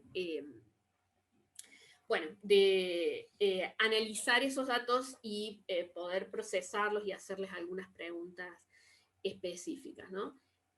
Para contarles un par de cuestiones sobre lo que surge de Analytics, que es bastante difícil de correlacionar con lo que sucede con las estadísticas, los datos del aula virtual. Nosotros verificamos algunas cosas que, bueno, suponíamos, si bien, por ejemplo, en el caso de educación a distancia, esto es un dato de mucho interés. En nuestro caso hay un predominio de la actividad en los días hábiles, ¿no? Donde hay, bueno, picos de lunes a jueves, el viernes baja y el fin de semana desaparece en gran medida la actividad. Hay una correlación directa con las fechas del calendario académico, el inicio del cuatrimestre, etc. Detectamos una baja en las conexiones móviles desde 2019 a 2021, que asumimos está relacionada con la predominancia de las aulas virtuales para la interacción con los espacios de aprendizaje, porque en ambas universidades es la plataforma principal en la cual se dictan las clases. Y también para dar una idea del impacto, del efecto de la virtualización en una universidad que es en ambas universidades son principalmente presenciales, en el caso de Villa María se multiplicó por 9 la cantidad de usuarios el primer día de clase, comparando 2021 con 2019. En el caso del UPC fueron casi 4 veces, ¿no? Pero igualmente es un número bastante importante. Cierro. Acá me voy a saltar algunas para eso, poder cerrar. Ahí dejaste de compartir. Sí. No, bueno, simplemente como para cerrar la idea, yo quería contarles este ejercicio concreto que habíamos hecho de bueno, gestionar el acceso a los datos, gestionar los permisos para usarlos y para publicar, y al mismo tiempo, bueno, las dificultades que se nos presentaron también en términos metodológicos cuando teniendo el acceso, bueno, tuvimos que pensar, digamos, esas potenciales correlaciones entre las distintas fuentes de datos que tenemos para, bueno, poder responder a algunas preguntas de investigación del proyecto que se orientaban principalmente a caracterizar a los usuarios y a los usos, ¿no? Bueno, y nada, cierro así, por ahí tenemos un ratito para conversar. Gracias, Lila. Bueno, si hay alguna pregunta para Lila, la podemos hacer ahora. Y si no, pasamos, nos quedan 15 minutos para una discusión un poco más general. Tenía una pregunta ahí pendiente de Bárbara, pero bueno, ¿no hay ninguna pregunta entonces para Lila específica? A mí entonces me gustaría hacer una especie de cierre, o al menos de esta primera parte de la mesa 22. La mesa se llama Faltan datos, usos, abusos y generación de datos útiles. Pero, a ver, un poco, no voy a decir que estoy sorprendido porque conocía el trabajo de Eduardo, también el de Federico conozco, no conocía tanto el trabajo de Gabriel, que me dejó bastante impresionado, pero un poco la perspectiva que me da esta mesa, ¿no? Tiene que ver, bueno, habría que matizar esta cuestión de faltan datos, ¿no? Porque lo que estamos viendo en realidad es una diversidad importante por un lado, de datos, que dentro de esa categoría también hay una diversidad de datos de buena calidad y datos de mala calidad, pero no es que hay una ausencia de datos, ¿no? Todos estamos trabajando con datos de distinto nivel, lo cual está bueno. Y después en los desarrollos, ¿no? En distintos países, a distintos niveles, pero desarrollos muy interesantes y todos apuntando a estas ideas de complejidad, de interacción, de sumarle valor a las discusiones que ya todos mencionaron, o muchos de ustedes mencionaron, en la que van las críticas habituales de la bibliometría, la cienciometría, la utilización de datos para generar indicadores de distinto tipo. Esto me parece como un primer nivel, ¿no? Señalar que, bueno, no es que no hay datos, y no es que no hay desarrollos, hay desarrollos.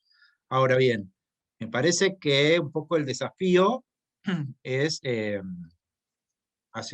o antes de ayer, intercambiaba unos mails con Matías, que me decía de los problemas de acceso a las bases de datos. Todos tenemos distintos problemas de acceso a las bases de datos, y todos tenemos, de algún modo, excepto Gabriel, que me parece que ahí tiene unos desarrollos impresionantes, pero de generar las capacidades para poder procesar los datos, ¿no? Desde las ciencias sociales, o al menos con los colegas con que yo converso, está esta dificultad para generar las propias herramientas y no caer en estas cajas negras que mencionaba Eduardo, ¿no?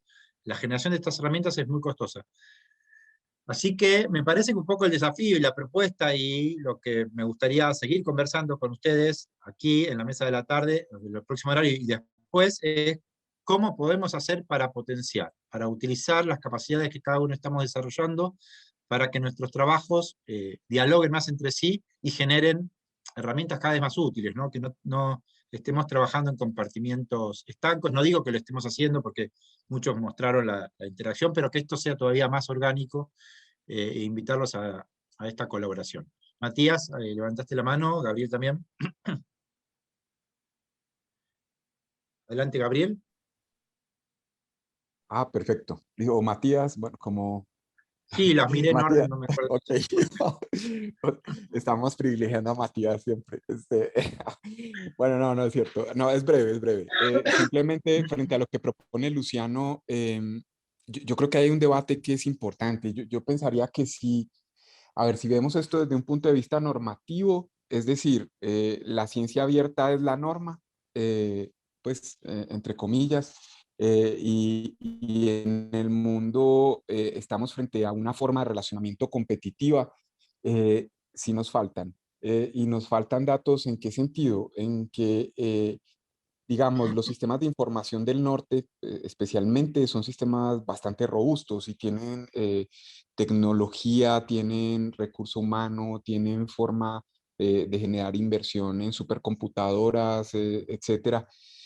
Y eso nos lleva a decir, bueno, pues al parecer, si estamos trabajando con datos del norte, hasta los de Google Scholar, todos los datos con los que trabajamos son los del norte, excepto nuestras bases de datos pobres que podemos recuperar de nuestras instituciones, de nuestros países, etcétera, a regañadientes, pues nos hace pensar que sí requerimos como una especie de cultura informacional. Hay que hacerse muchas preguntas. ¿Hacia dónde iría esto? Pues en realidad lo que queremos es una sociedad hipercontrolada de métricas y de información en donde todos estamos aportando al sistema para tener como una especie de sociedad absolutamente transparente. Yo tengo esas preguntas, yo todavía no las he resuelto. O sea, para poder plantear el argumento crítico, primero hay que conocer los datos. Por ejemplo, este asunto de recuperación de noticias, no lo mencioné allí, pero uno de los desarrollos que estamos haciendo también tiene que ver con recuperar, haciendo scrapping a través de Google Scholar asuntos.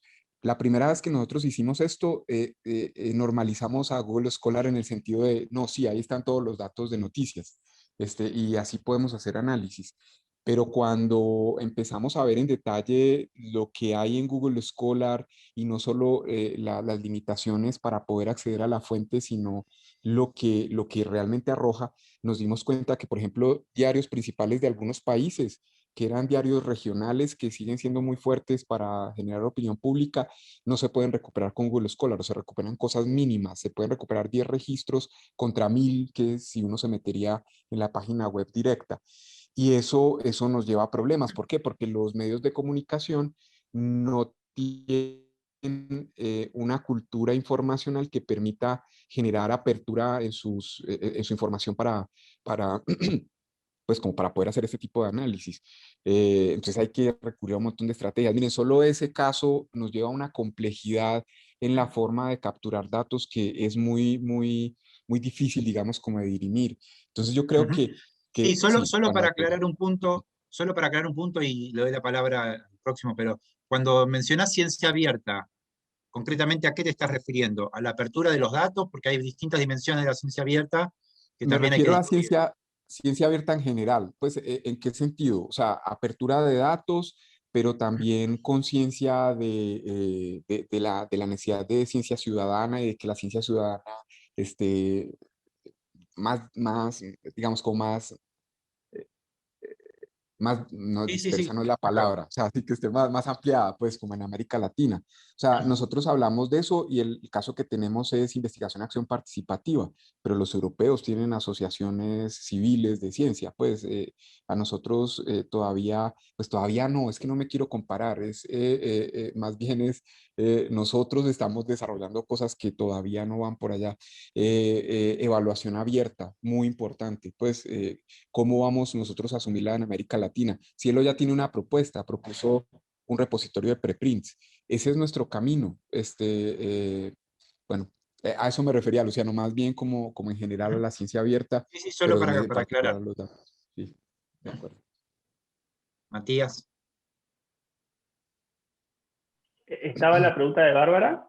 No sé si quiere hacer uso de su derecho. Yo para no acaparar. Dale nomás, la mía es muy puntual. Ya. Ah, ¿ya estás entonces? Bien. Ah, bueno, fenómeno. Perdón. No, o sea, quería retomar ahí sí lo que resonó mucho de lo que habló Gabriel, ¿no? De esta idea bueno, del data from the south, ¿no? Que cómo estamos presentes en los datos, ¿no?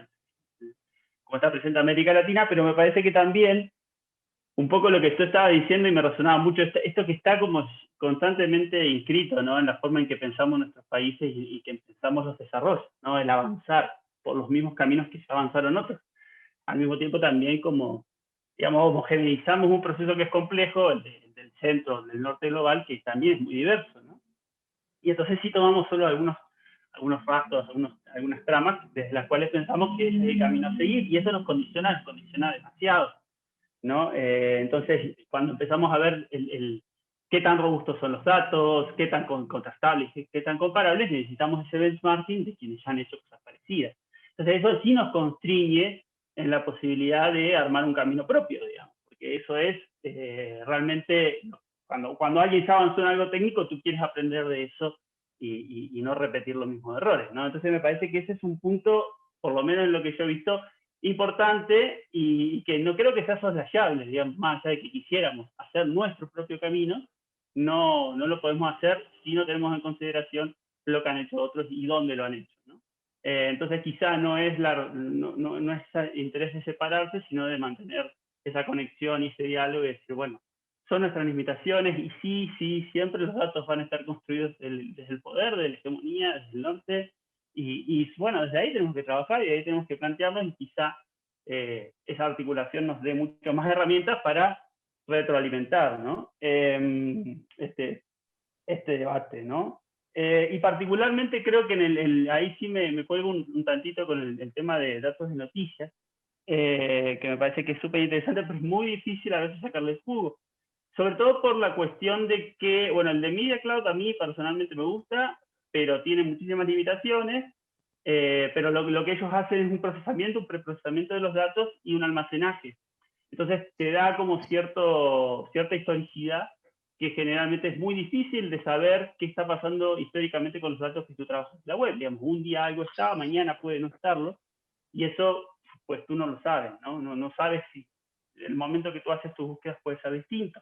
Luego también está este gran debate, y creo que no se va a resolver, esta tensión que hay entre los motores que recopilan información, como Google News, por ejemplo, y los grandes outlets de noticias, digamos, legacy media, que tienen posiciones tomadas en los países, no las quieren ceder, y que aparte el contenido que producen, Google se los jala automáticamente, entonces van a poner cortapisas cada vez más fuertes. Entonces ahí nosotros tenemos que tener en cuenta tener en mente este tipo de cuestiones porque, digamos, el acceso cada día parece ser más restringido, digamos, como ya pasó con las APIs hace un par de años, de que las grandes aplicaciones, redes sociales, empezaron a restringir el tipo de datos que compartían a partir de las interfaces de aplicación, ¿no? Entonces me parece que ahí ya hay una forma de razonar.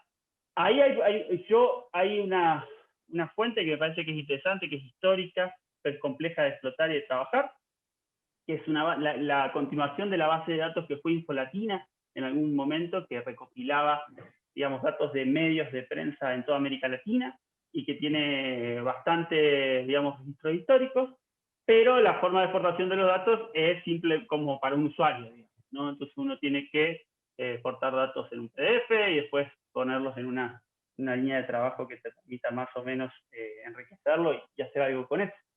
Pero, digamos, ahí me parece muy interesante lo que han hecho ustedes, Gabriel, porque si no podemos dialogar, los esfuerzos son tan grandes que se atomizan, que se diluyen, que uno no puede continuar. Entonces ahí felicitaciones, porque me parece que ese es el camino, ¿no?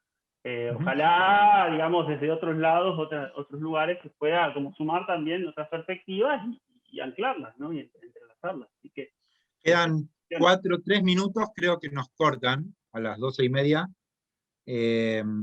pero me gustaría dejar planteado para la mesa siguiente una segunda cuestión o otro nivel de discusión que tiene que...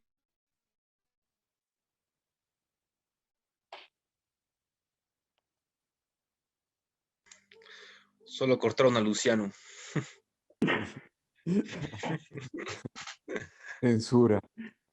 Sí. Ellos nos cortan y lo cortan. Oye, Matías, no, hay que trabajar juntos. Pues, de hecho, pues lo que queremos es generar comunidad de desarrollo con asuntos, Dale. eso... Me voy a meter a chusmearles y te contar. Igual en las métricas seguramente trate de acercarme. Ay, sí, ya que Luciano se fue, puedo hacer desorden y decir que los invito a las métricas. Bueno, me voy a tomar brevemente mientras llega Luciano. Les voy a enviar acá por correo esto es publicidad, disculpen, pero pues yo creo que les conviene también. Las métricas es un evento que estamos juntando a las comunidades de cienciometría y de almetría en Latinoamérica, y pues este año va a ser entre el 13 y el 15. Están abiertas las invitaciones para ponencias, y pues vamos a tener gente muy interesante allí, pues casi todas las plataformas iberoamericanas, Dialnet, Cielo, Realic. Vamos a tener a la directora de Dora, la directora de INONS, que es la de métricas responsables. Bueno, en fin, va a estar como interesante. Entonces ahí les Yo no dejo sé el si se enlace. puede conseguir la lista de los que participaron de la mesa, de la administración, y la podemos enviar por correo, ¿no? Luciano, muchas gracias, perfecto. Gracias. Sí, yo no sé si me echaron porque nos teníamos que ir, pero me desaparecí y volví a entrar. Pero bueno, esto lo dejo planteado, lo que estaba diciendo, ¿no? Para la mesa luego. Esto de los marcos teóricos, me parece que los datos también nos permiten generar, como ir en camino inverso, no aplicarle marcos teóricos, sino a partir, por ejemplo, de esos grafos heterogéneos, pensar nuevas categorías que nos permitan analizar estas cosas. Y ese también es un desafío. Pero bueno, felicitaciones a todos. ¿Quién está de la mesa siguiente? Lo vi que está Marcelo Colazo, ¿estaba? Marcelo no, perdón. ¿Quién está acá? Víctor, Francisco Colazo. Francisco, y los sí. demás. Sí. ¿Y de los demás hay alguien? Porque a Gloria no la vi, a Byron tampoco. Pero bueno, nos vemos a la tarde estamos todos de los horarios, así que voy a ser más estricto todavía. Voy a venir con el látigo. Oye, Luciano, a la tarde es en media hora, es que nosotros somos de mañana todavía. Eso, en ¿cierto? media hora, en 30 minutos nos vemos. Sí. En media hora, ok. Ya. Okay.